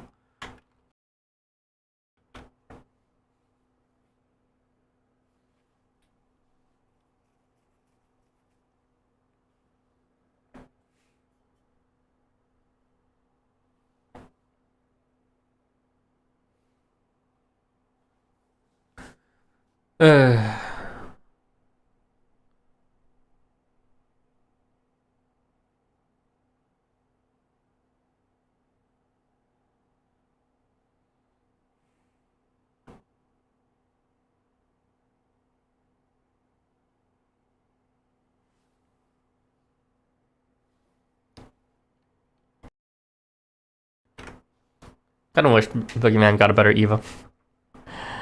I skill seeded him because I thought that pull was essential. And all the Evo did was essentially made the skill seeding, like, not necessary.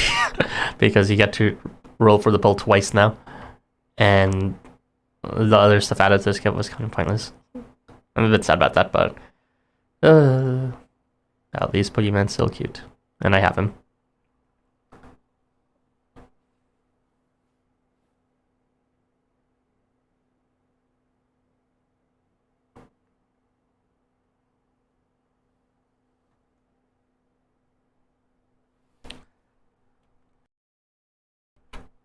What about Housamo though?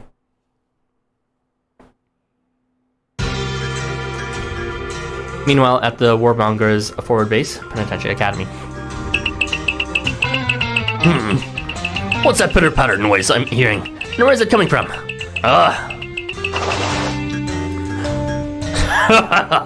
Sergeant Yasuri! Just who I was looking for. I humbly request a summon from Councilor Chanatomo, who's in hot pursuit.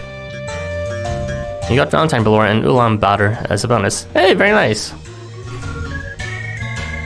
Valentine Belor is definitely much more useful than Arc is being right now, honestly. Like, you can make an argument for Arc in, the wide quest, but 2 Belors, if you have your own Belor, then obviously you can bring a support Belor as well, is completely fine to clear just as easily. Commander Tsukawa Boko. Oh, let me guess, you've been shirking your duties again. I wouldn't put it that way. It's not my fault, really. I was up with the comrade all night, and I'm just being beaten to bits. Wait. Was your rage chastised? Oh no, he's running away from it. So he slept with Belor. A comrade, instructor. Belor, I presume. No matter how cold-blooded the transients gathered at Penitentiary Academy may be, all respect and fear the ruthless instructor. Yasuri shudders upon mentioning his name. Boogeyman awakening a part of my brain that loves Jason Myers and Pyramid Head. Okay, that is very specific. 2 Veloras plus the Shiva Belor AR gives me more drop rates. Yeah, I'm jealous. I pulled for the 5-star Shiva Belor AR, I didn't get it. Of course, I pulled for Valentine Belor and I didn't get him. Arc is fine, I guess. I don't know. Definitely could use an Evo. The 2 of you seem to be quite close. I do tip my hat to him, but that much is true. There is no equal to the king of the fairy realm of Tirnadog, after all. You also didn't get the R? Tough. King of the fairy realm, huh? I just can't get used to calling him that. It sounds much too cute. I don't know, fairies are quite scary if you know their origins. Oh, you dear naive pup. You wouldn't be saying that if you knew anything about all about the fae for which the realm is named. Huh? What do you mean? The fae neither age nor degrade, and as such they cannot comprehend pain as we know it. They are perfection incarnate, which makes them rather fearsome and often cruel.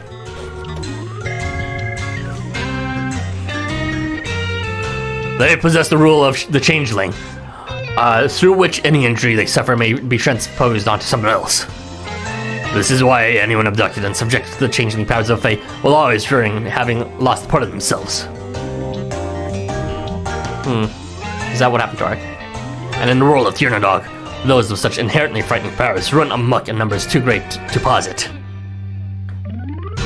You got it? Correct. The only way to defeat them is instantaneously, such as with the help of, say, an eye that destroys all that it beholds.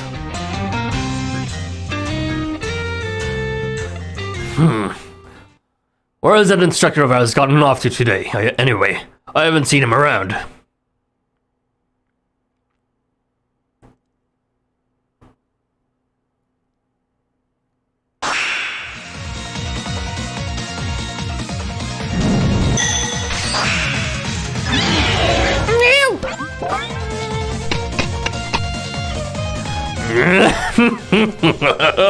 Are you scared yet? Dragons are the terrifying antagonists of many fairy tales, you know. Not really.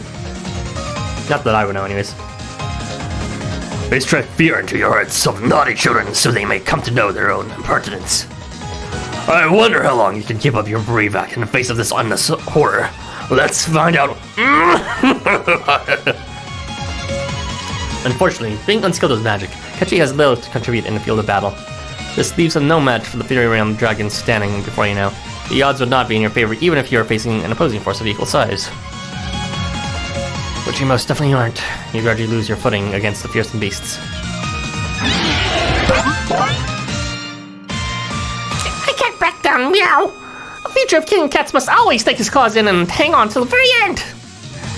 I don't know that any of you say a single tale on anything. Take this! This! Kechi, you need to run! Somebody, please help us.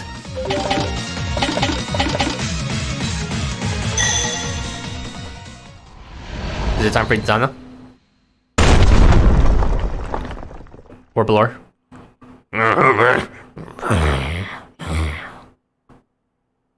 As Kechi thrusts himself towards one of the dragons, even he's surprised to see it swoon and collapse to the ground. And not just the one, but every dragon around it too. Yeah? Was that me? Did I really just take down a bunch of dragons? Kechi, what have you been eating? The impact of the dragons hitting the ground creates a cloud of dust and dirt obstructing your view. After a moment, the dust settles and your eyes adjust, and you can start to make out a grand, intimidating figure emerging from the haze. It is Balor. Did I make it in time, grandchild of mine? It's the king who slaughters his enemies with just one glance. He flashes you a smile, which is such a rare sight that it renders him almost unrecognizable for a moment. War Grandpa was War Crimes. Lord, is that you? What are you doing here? Did you come to save us?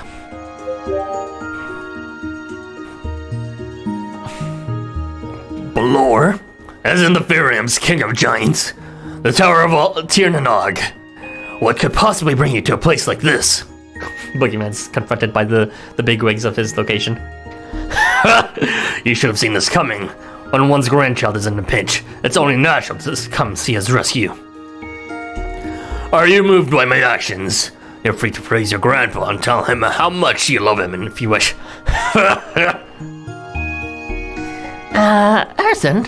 You're Balor's grandchild? He's certainly convinced I am. Love you, Grabs. You're the best. You didn't have to actually praise me and tell me how much you love me, you know? I was just teasing. The Fae often spoke of the cruel, vicious King Balor. Your name is feared throughout Tirnanog. But to show such consideration for your grandchild paints a far different picture of you than any rumor I've heard. You're not gonna kill me with that eye just for getting too close to Arson, are you? Yeah, sorry. I guess I should call him a royal title like Highness or Majesty given his relation to you, huh? Please don't. Friends, besides, that's, you're royal too, aren't you? It'd be super weird. Yeah, I guess that's true. One day, I'll be just as big a deal as you, King Balor here. Or can I just call you Balor? Balor ignores Kechi, ouch, who continues to stammer over his words, turning his gaze instead towards Boogeyman. I trust you're familiar with me as well now. Given that I control Tirnanog's most legendary dragon, Krom Kruach. Of course, you are King Balor, and I am well aware that no matter how many dragons I may call, I am no match for you. You put me in a difficult position, however, as I mustn't show weakness before a child in need of correction. Honestly, I don't know how to proceed under these circumstances, only that I stand on a knife's edge at this moment. Balor and Boogeyman stare each other down, seemingly prepared to exchange blows at any moment. Yet within this tense atmosphere, Kechi suddenly remembers something very important. Wait just a moment! You want me to punish him for hurting a loved one, but Arthur was just about to wake up! We were, in fact, in the process of summoning little someone to clear the air, in fact, when you came right and kidnapped us. Tsundere Grandpa. Is that what little dragon he has? Is that the little dragon he has? I'm not sure what you're talking about. Oh, are you talking about Itana? I don't think Itana has a relation with Balor like that. Or Boogeyman. What? Is this true? Boogeyman wavers. Despite all odds, it seems he was legitimately unaware of this. He seems to think about the matter for a moment, then concludes that Kechi is telling the truth as he turns to you and lowers his head in apology. I did not realize you had already begun to try and make amends for your actions. Please, accept my humblest of apologies.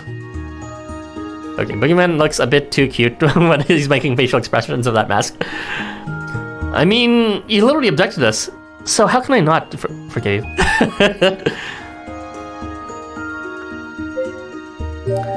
Pardon? You think what I do is worse than the acts I punish? I don't understand. Don't try and act innocent. You brought us here without consent. That's abduction. Well, it's really bad. Name of stream. But this is really a foster home for runaway Boogeyman. But this is really a foster home for runaway children who want to be a good but have lost their way. It's community service. What? Foster home for runaway children? There are many children in Tokyo who, after fighting with their parents and fleeing home, feel they can't go back anymore. When the world else turned, they may very well be forced to obtain food or shelter through illicit means. I take those lost children into my care and slowly help them reflect on their past actions. I see. So this is a misunderstanding completely then, since we were definitely not any of that. The dragon below just said he controls is the one in his arts. Oh, that one. I forget half the time he has that other dragon. Yeah, whatever he called it, the crater croat something. To that end, I've carefully constructed this role together with the help of many like-minded transients. You gave off the smell of a child who'd fall down this path, so I decided to take you into my care. Is that so wrong? I mean, you still kidnapped us though, but... And he threw a bag over our heads. Maybe, I don't know, try talking to us first? But I was just... This is what it's like, typically like dealing with Fae, unfortunately. Especially when they just got recently summoned. They always wind up acting on a whim and causing all sorts of trouble. Oh, are we still in Tokyo then? And this is just the facsimile of Tiananog. So you're telling me the reason my cute little grandchild was brought here and subjected to this was due to a misunderstanding? Isn't that the reason for all events? Tell me then, how do you propose to make up for this little blunder of yours? I'd best be satisfied by your answer. Honestly, I don't know. I'm truly sorry though. After I've gotten out of here, I promise to make it up to you somehow. I don't think that's necessary. You've earned Grandpa's ire. I think that's punishment enough. Another question I have for you is, how long do you plan on keeping that potato sack over your head? You're not getting on anyone's good side if we can barely understand the word you're saying through all that muffle. Rude. Oh. I'm quite fond of this burlap mask, I must admit, though it has seen better days. Is this more to your liking? It's you. You broke up that fight at school. I was right. Spooky Bonbon. About how hot he was underneath. But come on, we should have heard it in the background. Should have recognized his voice. You've seen me before. I see. You're from that high school division, no? Everything, was it? Oh my god, he saw it. I mean, he saw it both with the mask and without it. I serve as custodian teacher alike in the elementary school division. So yes, I am a member of the staff at Shinjuku Academy. I've heard your name from the high school side. Word is, you are a vortex of trouble. You may yet be a wicked one after all. Hey, that's not intentionally true. Never would I have imagined you to be the grandchild of the great King Blower, however. Makes everything so much more complicated. Aware of the intense gaze boring into his back, Boogeyman lets out a deep, flustered sigh. Don't get me wrong. I know what needs to be done. I need to return you to Tokyo as soon as possible. You've come to terms with your bad behavior and we're prepared to make amends. There's no reason to keep you here. Kechi forces a strange smile at this apparent resolution, while Balor's expression remains unchanged as he continues to silently judge every one of Boogeyman's actions. There is a caveat, though. As soon as possible may not right be away. As you heard, I was unable to get a hold of my contact. So there are no quick exits here. We'll need to go to the normal route, cumbersome though it is. I do beg your pardon. Whatever it takes to get us home. Just tell us what we have to do. I assume this is more than a walk. Maybe we have to give you a basic rundown of this world first. It's not just an endless forest, you see. Go deep enough and... Well, let's just say, it exists as a place of reflection, modeled after the scariest of children's stories. Our destination lies at the far end of them, and is characterized by its houses made of candy. Candy houses in the scary forest. I think I know which story that's from. Hansel and Gretel. One of the two siblings, right? Yeah, he keeps saying things like modeled after and virtual world. I guess that means this isn't part of the world as we know it. Boogeyman nods, confirming Catchy's inference. You are as sharp as your royal claws, King Cats. This place is not real. It's a cyber world based on one of the crafters' designs. The virtual world would be the most accurate term, and as my sacred artifact, I was able to bring it here, albeit in spirit only.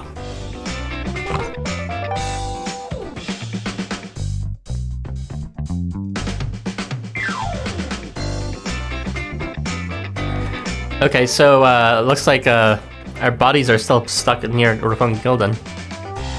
Your bodies remain in the real world, and I'm sure that the face sent to operate them until your return are proving most convincing. Oh, okay, so that's what happened with Arc 2. You can trust that they will not do nothing whatsoever to cause any disruption. It's vital we don't send our charges back into chaos. Oftentimes, the inevitable distance this creates from the injured loved ones alone is enough to help facilitate mending. Well, the Fae wasn't very convincing. My friend's Arc's mother knew instantly. Which means they're also in here somewhere. Oh dear. It seems there's been a lot of issues in just the last 24 hours. Please accept my apologies again. I'll make sure to speak with the creator of this world, and we'll find a way to make things right. I promise you. I appreciate it. Also, this creator. Is it a face this by chance? You know who faced this? Yes. His genius is part of what made this place possible, though.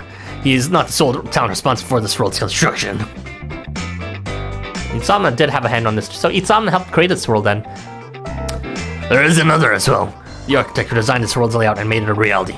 So essentially, this is Boogeyman continuing on his job from Tirananog, except here in this world through this facsimile. And this was constructed in collaboration with the crafters as well as Itzamna. When the two of them first told me the extent of their plans, I could hardly believe my ears. Such ingenuity boggles the mind! With the crafters, I can believe it.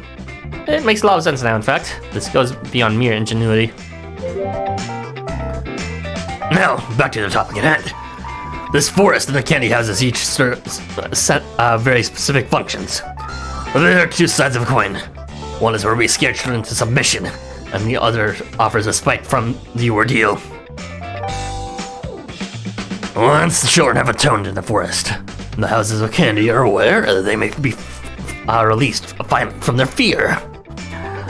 And it's there where they perform an important rite to prepare them for readmission into the care of their loved ones. This is sounding shadier and shadier. What kind of rights are we talking about? Children must pour the goodwill of their hearts and souls into the gifts of chocolate for the loved ones they've hurt. Only with chocolate in hand, instilled with their own sincerest wishes, are they permitted to log out from this virtual world. Such is the fairy tale system that sustains this world. Fairy tale system. So it's a virtual world. Our bodies are back there, and this is a virtual world created by both Itzamna and the crafters. And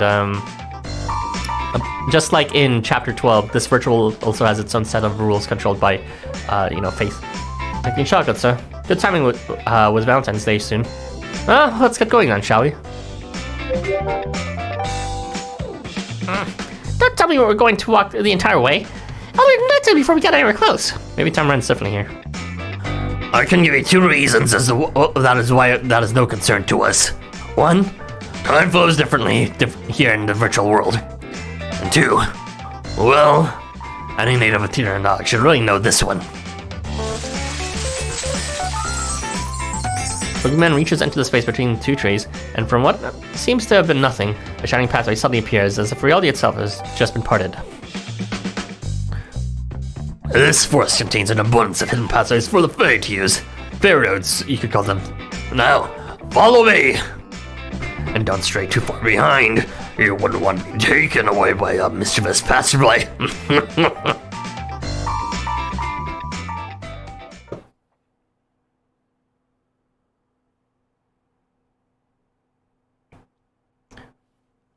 Okay, interesting premise. But yeah, that is, what's it called? The first part of episode 1. And the next part is the last part of episode 1, so yeah, this should be coming to a close soon. According to RG, these take 20-30 minutes, so we're almost there. So, part 2 of Valentine Fantasy, episode 1. Let's do this.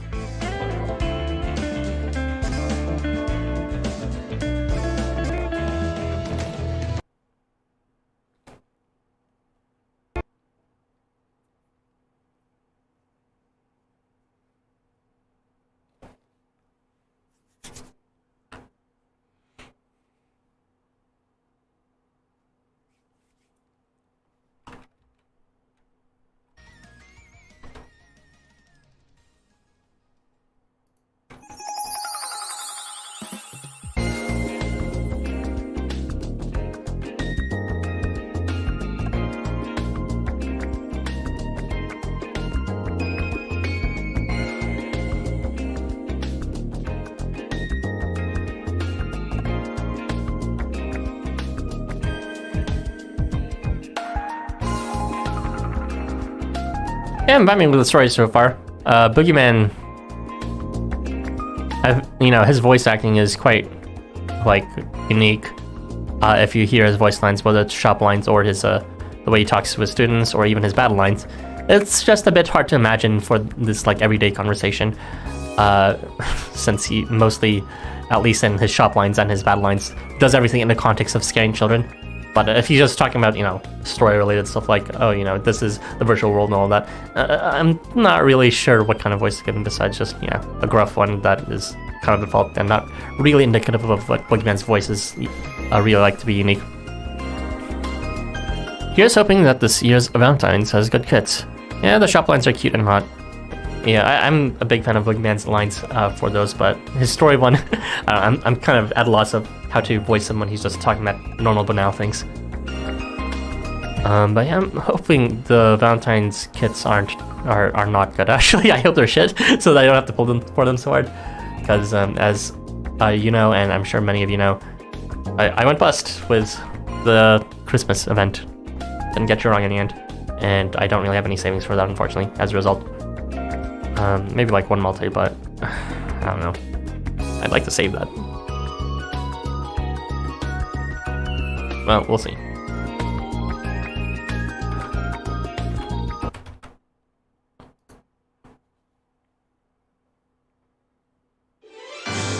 Yo, that was fast.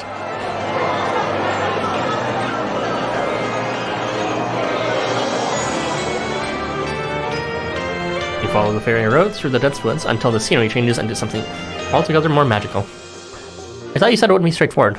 Okay. After 3 Valentines, I still haven't gotten Musashi and Horace 3-star yet. You're not missing much with them, honestly. Horace 5 was nice for a little while, but, it's there's just better units to take for grinding and dungeons nowadays. But yeah, yeah, I guess we're supposed to make chocolate now? We can't just leave, we have to make chocolate. There, among the candy houses, you find children busily making chocolate, and at the center of the ranks, you see a couple familiar faces instructing the excited crowd. Oh, it's Shoji. I guess they are cooperating with us.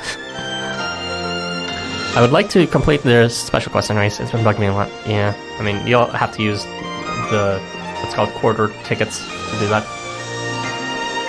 Now, our next step will be something we call tempering. Pay close attention, as heat is a very important element here.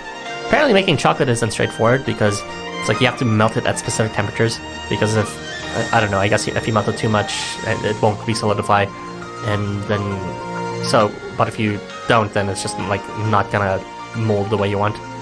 So it's like a process of heating between two different temperatures, I believe, depending on what you want. We need to ensure we make treats that'll really put smiles on the faces of our loved ones. No, if you have any questions at all, please don't hesitate to let me or Joji know. Yep. This reminds me of the time when I myself learned the ways of chocolate making from some delightful human children. The children surrounding Choji and Itsumo listen attentively to the duo's instructions. They begin eagerly raising their hands for assistance or review of their work. It's Itsumo! Aoi, aoi! Joji, Itsumo, I've returned. Good to see everything still seems to be under control on your end. Mr. Boogeyman, and what in the world are you doing here, Aerthin? Don't tell me you've been bad.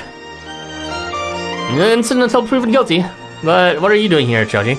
And why is Itsumo here too? I know what Itsumo's doing here, but I don't know Choji. I was asked here by Mr. Itsumo to help teach these kids how to make chocolate. I see. Yes, we've come to give aid to those who reflected in tone, that they may return to their homes and smile on their faces. I guess Itsumo's here not just to oversee the location, but also to help them design their treats. A group of kids rush over to Choji and Itsumo, anxious for further instruction. Without missing a beat, Choji has them form a circle around him and continues his demonstration. He does it so naturally, it is as if it is planned to teach this activity for weeks. Is this okay with you, Boogeyman? The kids here don't look scared at all. My role ends once you've left the forest. Here, their fun can be unbound so as long as their lessons are learned. Things were a bit rough at first. The balance was all wrong and the lessons were often overshadowed by fear. Before I got involved, it truly pained me to see many of these children return home still holding on to their trauma. Well, makes sense. This force is scary. It must be hard not to overcompensate. Well, surprised you're involved. Yes, best grandpa is here, you leave them Balor. Not a fan of Balor. The students often say I'm too kind, and I realized that my tendency to spoil them might not always be to their benefit. Boogeyman, on the other hand, is quite strict. It has methods consisting result in honest reflections and change from within. Ultimately, I concluded that my reward-oriented style and Boogeyman's introspective style might just work well together. It's quite the impressive feat. I commend you for your creativity. I couldn't have done it alone, of course. The great mind have faced this, and his incredible engineering are the true stars. With his backing, the overwhelming task of creating an entire virtual world wound up being a surprisingly simple one. One could say that he provided the canvas and paints, and I got to work bringing the picture to life, as I want. Don't mind the fact that I just plagiarized how it looks from Nightmare Kingdom. Izamon winks at you just as all the children come running to his side, excepting pulling at his sleeves. Oh no, I wish to stay and speak with you further. As you can see, my attention is in rather high demand. But before I go, I should note that a few of my own students from the Art Academy are among the flock here. You should take a look around yourself, as you may find some of your friends in the crowd as well. Take care now.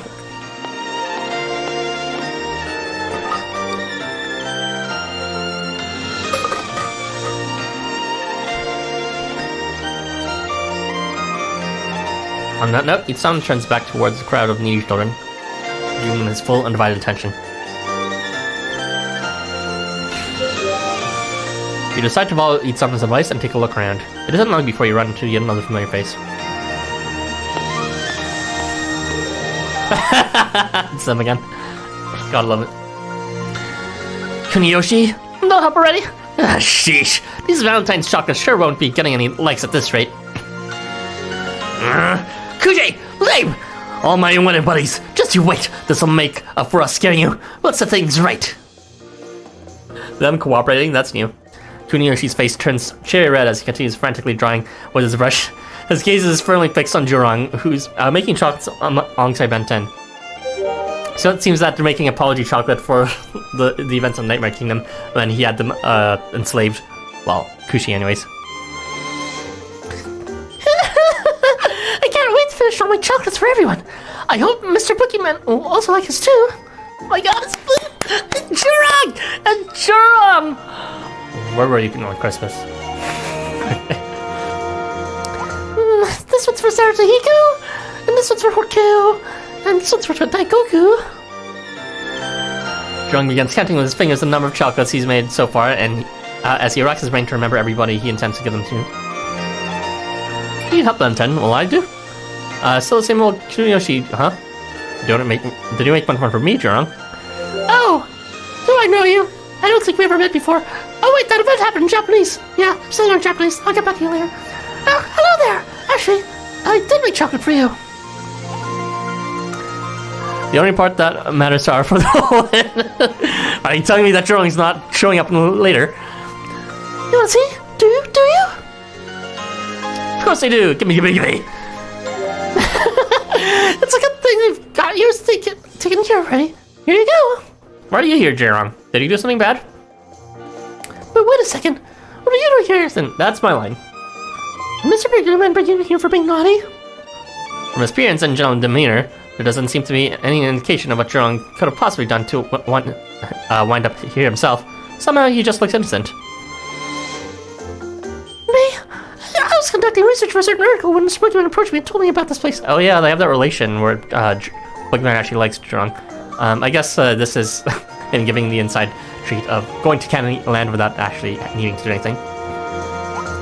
The article was about this person whose color completely changes, although everything else about them remains the same. But I heard that there was this place where everything is made of candy. I couldn't resist taking a break and checking it out.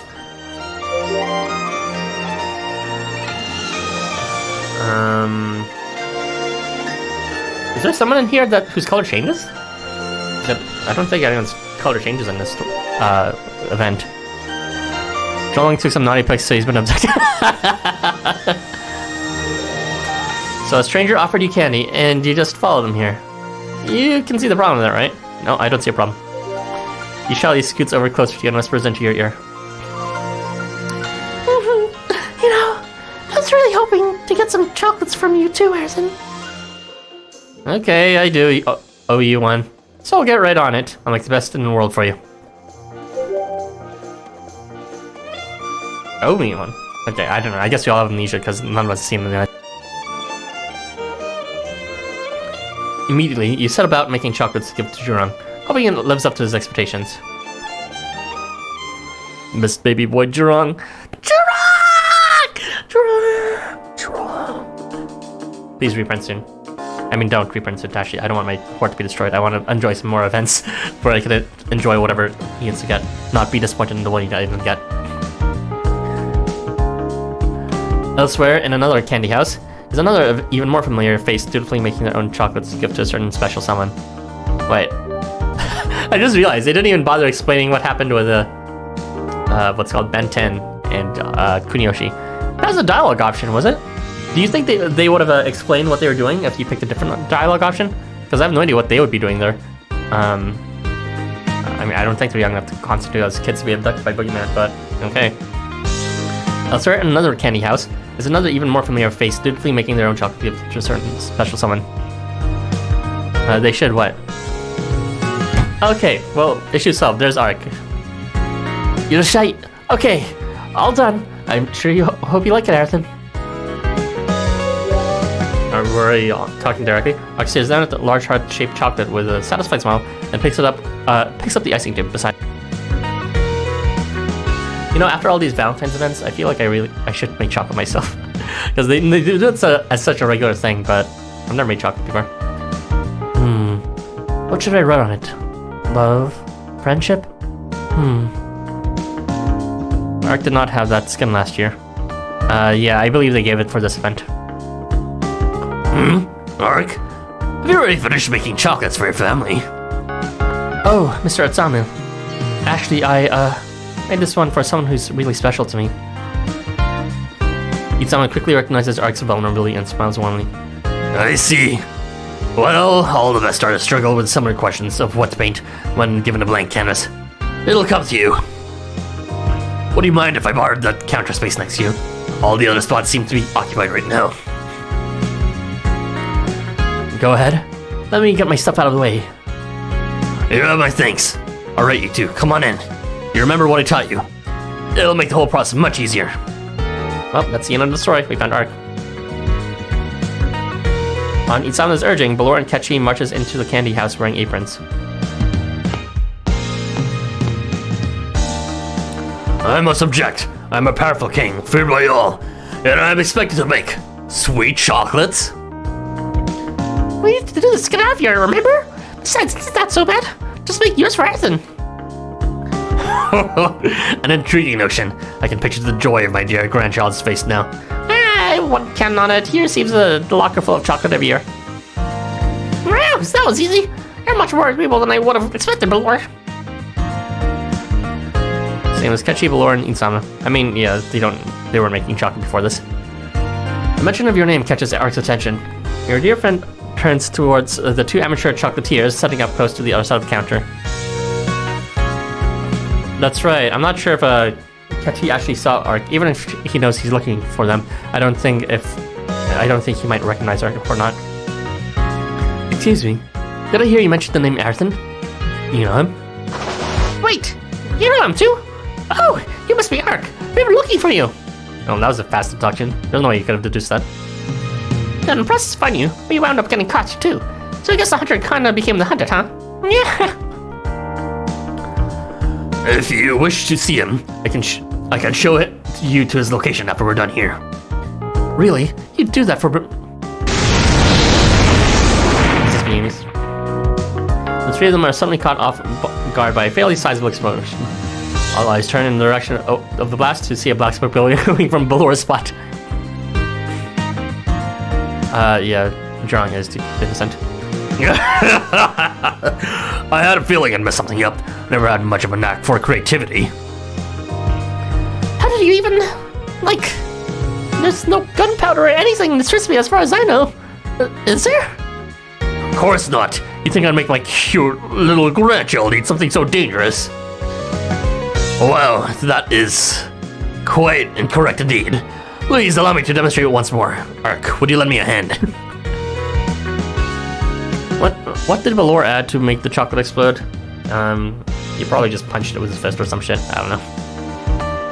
With Ark's additional teaching support, the two newcomers carefully began making their chocolate under Itzame's now particular watchful guidance. Meanwhile, I mean, it could have been a vinegar and baking soda reaction too.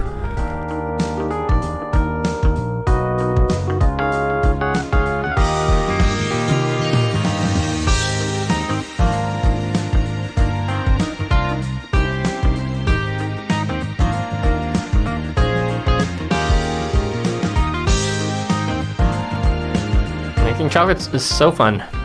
It's true, it does feel like a fairy tale. Fairy tale. The course of events here suddenly rang frighteningly familiar to you.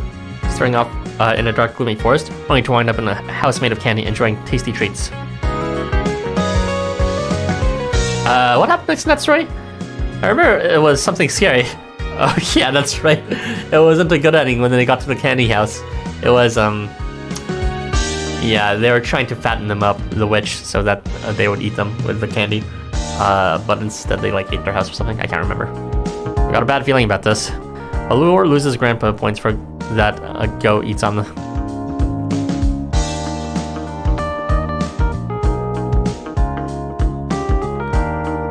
Yay! These are looking great. Perfect chocolates for little Sam and Nathan, if I do say so myself. I should have enough to give to every member of my guild too, as a thank you for how they're always helping me out. The tycoons are rather large, don't you think? That's a bit much. Well, I guess time flows differently here, but a lot of time has passed here. Ketchi finishes pouring the melted chocolate into the molds he's made. All that's left now to do is wait for them to cool. Just as he's about to put them in the fridge, however.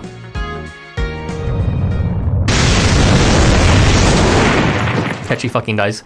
The ground shakes violently without warning, and all the molds fall off the counter, spilling the chocolate he worked so hard to make all over the floor. No! No! Yeah! Again, Balor! Look what you made me do! Wasn't me this time.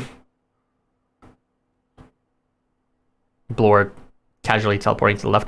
Ketchi confirms there's no pillar of smoke rising from Balor's pot. Puzzled, the two amateur chocolatiers moved towards the window to see what might have happened. Oh no, is Durga destroying everything again? This wasn't explosive chocolate at all this time, was it? Of course not.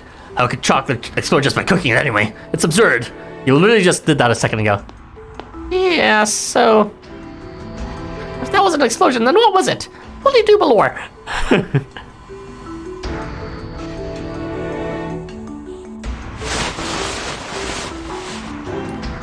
It was definitely an explosion. It just wasn't me. Really, it seems to have originated from where my grandchild was working. Why exactly were we in a different room from everyone else? A few minutes before the sudden disruption, a transient with a conspicuously large build has been spotted strolling through this Candyland, starry-eyed and fancy-free. Large build. Oh no, fucking loser! He's the destroyer of everything, and I fucking hate Behemoth. He's the worst character in this game. You see this again? He didn't learn. He's being a piece of shit again. Fucking hate Behemoth. Okay. Well, unfortunately, I will have to not have as high an opinion of this event anymore just because of this one character. Fucking piece of shit. Behemoth, please go away. Get out of my game.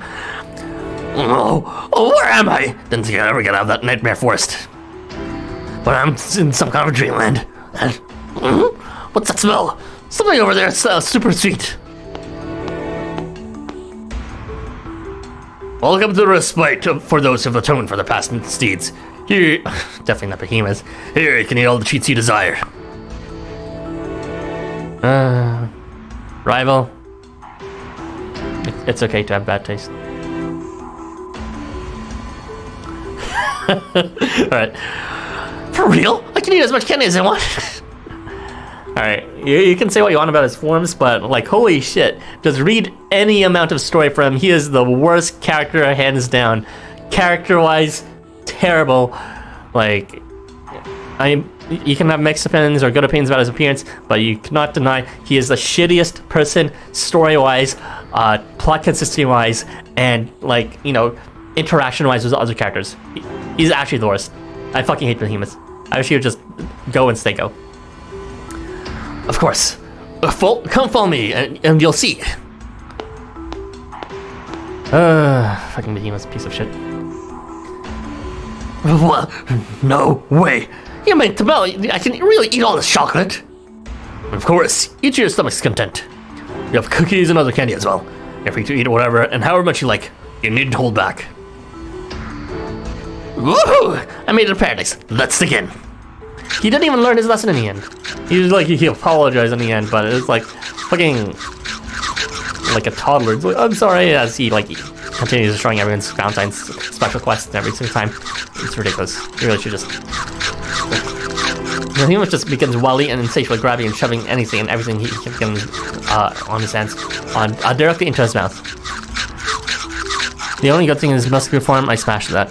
At least he's the only time we ever see him this way.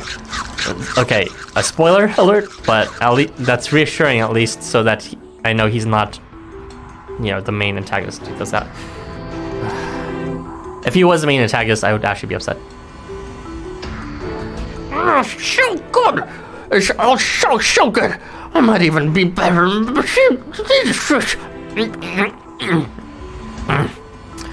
the way, why are you all doing this for me? I mean, I know you said I told you something, but still. Oh, don't you worry, you big fluffy head, about that. Just look at how round you've become. You must be enjoying it, so. Candyland Village is getting eaten. I mean, that's the impression I'm getting. Prepare yourself, because next, we'll be coating your entire body in a thick layer of chocolate. The mysterious figure produces a brush and a massive pot filled to the brim with melted chocolate. He makes a show of dipping the brush into the chocolate, then starts painting Behemoth's body. What's he doing that for? It's a terrible waste of chocolate, you know. Funny you should ask. I'm preparing the ultimate bonbon. I've stuffed you, and now I'm coating you in chocolate for the final touch and flavor. Giant into chocolate plate? Yeah. Strawberry have! I'm not even some strange shards found I stuck. somebody hear something? I didn't. Let's move along.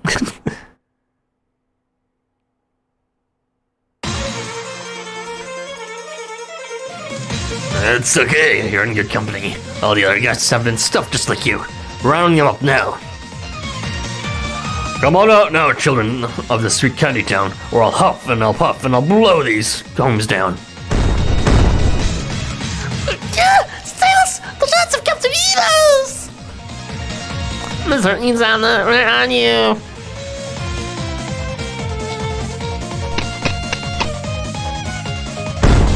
I'm really sure this is not part of their plan. Well, they're eating him. Rest in peace, Behemoth. Moment of silence. Okay, good riddance. It's not long before the cries of the children reach Itana's ears. Immediately, he rushes outside to protect the guests from his world, from the invading giants. What are you giants doing here? You're supposed to stay in a world of fairy tale horrors. Mr. Itana, a bunch of them have gotten together and come here en masse to eat the children. We have to protect him. Let's split into groups. Everybody, do what you can to get as many people to safety as possible. What was a candy paradise only months before has suddenly transformed into a brand new stage of fright and terror. I don't see my precious grandchild anywhere here. Where are you? Can you hear me? Arthur? Let me applaud too. Rex Filium.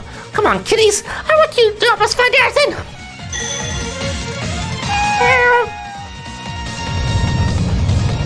A swarm of cats arise from Ketchy's shadow, and just as quickly as they appear, they disperse through the Canyonland systematically, checking every house for any sign of you. Oh! One of them found him already! Come on, more! And kitties, I want you to help lead the rest of the children to safety! A cloud of cats immediately jumps to work escorting frightened children away from the hungry giants.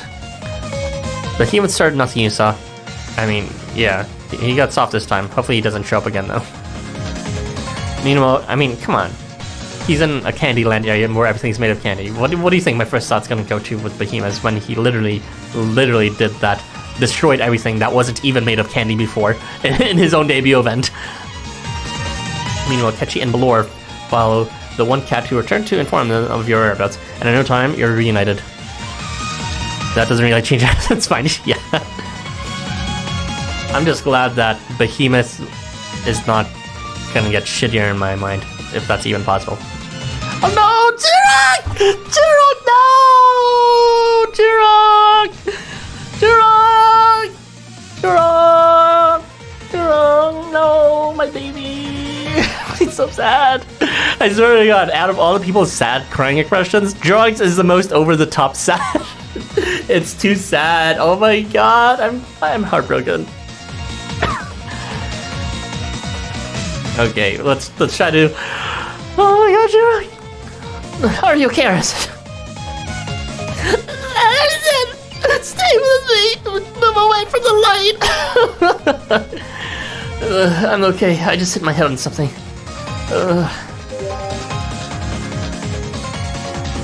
You lie prone, partially buried under the debris of the collapsed candy house. I know, Jirong's crying expression is too sad. No one else in this entire game has a crying expression that excessively sad.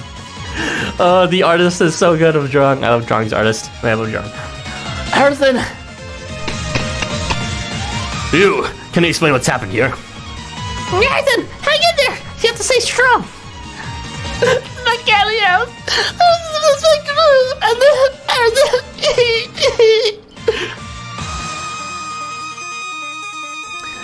Hungry giants swarm up on the site, eager to find and face upon any children who escape the destination of Candyland. Have you more Jirong lines, please? I want to voice Jirong. This may not be the real Fairyland, but any giant would be a fool to think he can stand against the likes of King Balor. Balor rushes into the fray, a fierce smirk plastered across his face as he effortlessly evades each of the giant's blow range assaults and counters every blow in turn.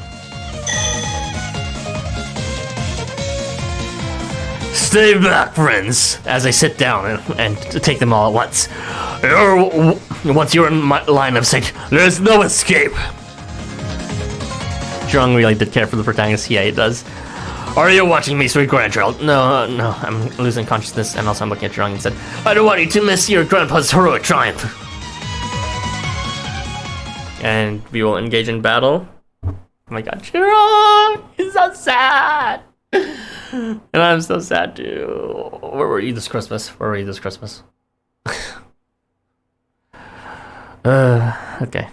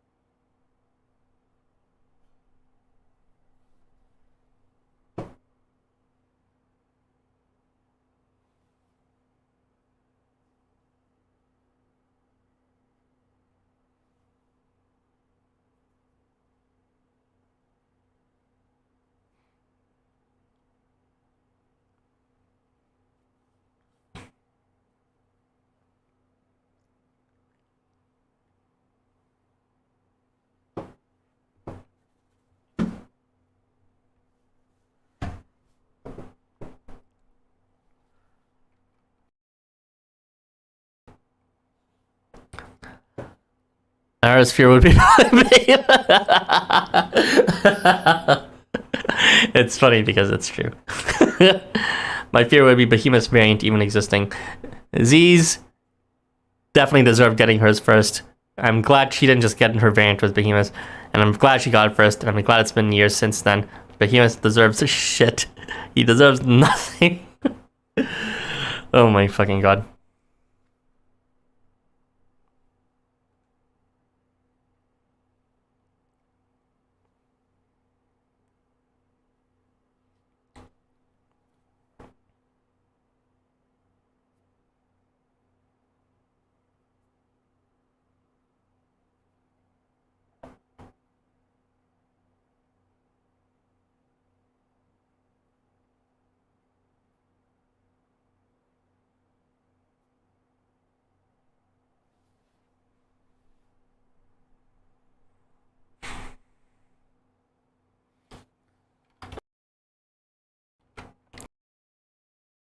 So presumably this battle will be versus giants. And just giants, actually. Yeah, I don't think there's any named units we'd be facing if we did do this battle earlier. Valor would probably be the support unit, but maybe even Benton and Jurong. Well, probably not them, but...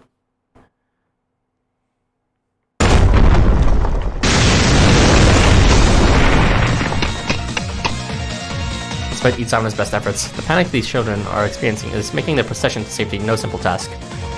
We really don't know what to do with Behemoths. Good, just do nothing with them. That's the right answer. Jurong really don't see the protagonist see the light. I'm not sure even what. I mean, see the light means go to heaven. Oh, yeah, that's what he means. Or, you know, light at the end of the tunnel. What are we to do, Boogeyman? At this rate, the children... the hell? I've been trying to contact the Faceless to request a forced logout, but I haven't been able to get through. Faceless, that piece of shit. If there's a tie between Behemoth and anyone, it would be with the Faceless. I fucking hate the Faceless. This piece of shit. Like a self-defeatist attitude that is also just a complete bundle of misery. It would seem we have no other choice then, but to prepare for a protracted offensive. Just as the two in charge prepare to face off against the raiding giants, Valor appears on the scene, making short work of the most immediate threats.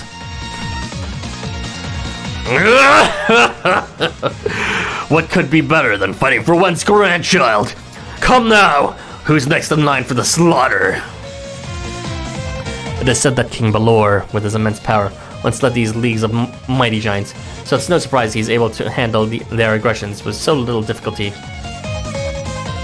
And now, permitted to unleash his full fury, a fury he typically keeps under heavy restraint, as once upon a time subjects are about to see what their former ruler can do when unbound.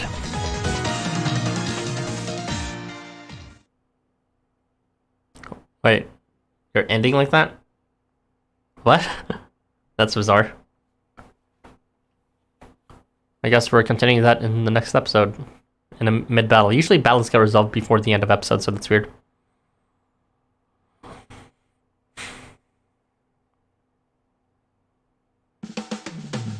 Alright, let's just confirm. Next episode is, episode 2, part 1. We will not be coming out today. We will be coming out tomorrow. So, let us move to the self-camera scene. Thank you for joining me today. It was a pretty cool story, and thankfully there wasn't a behemoth. So, thoughts on this so far? The prologue, it was a pretty neat setup. There seems to be a lot of loose ends, and it doesn't seem like it's just saying goodbye to the summers this time. It's Dark Chase. It's indirect introductions as well as starting some plot threads of people we'll eventually meet, such as with Ziza and Behemoth, and with Eternal as well. And it's like an interesting concept of, what they did, making that entire Tiranogue-like facsimile within Tokyo. It's not a collision of worlds, I think. It's just completely fictional and virtual world of some sort. It is odd, though. Why would they want to do that is a question. Is Boogeyman really missing his primary modus operandi with the way he usually does work, that he had to recreate the entire thing? Where is he getting those fat stacks from to actually commission Hephaestus to do that?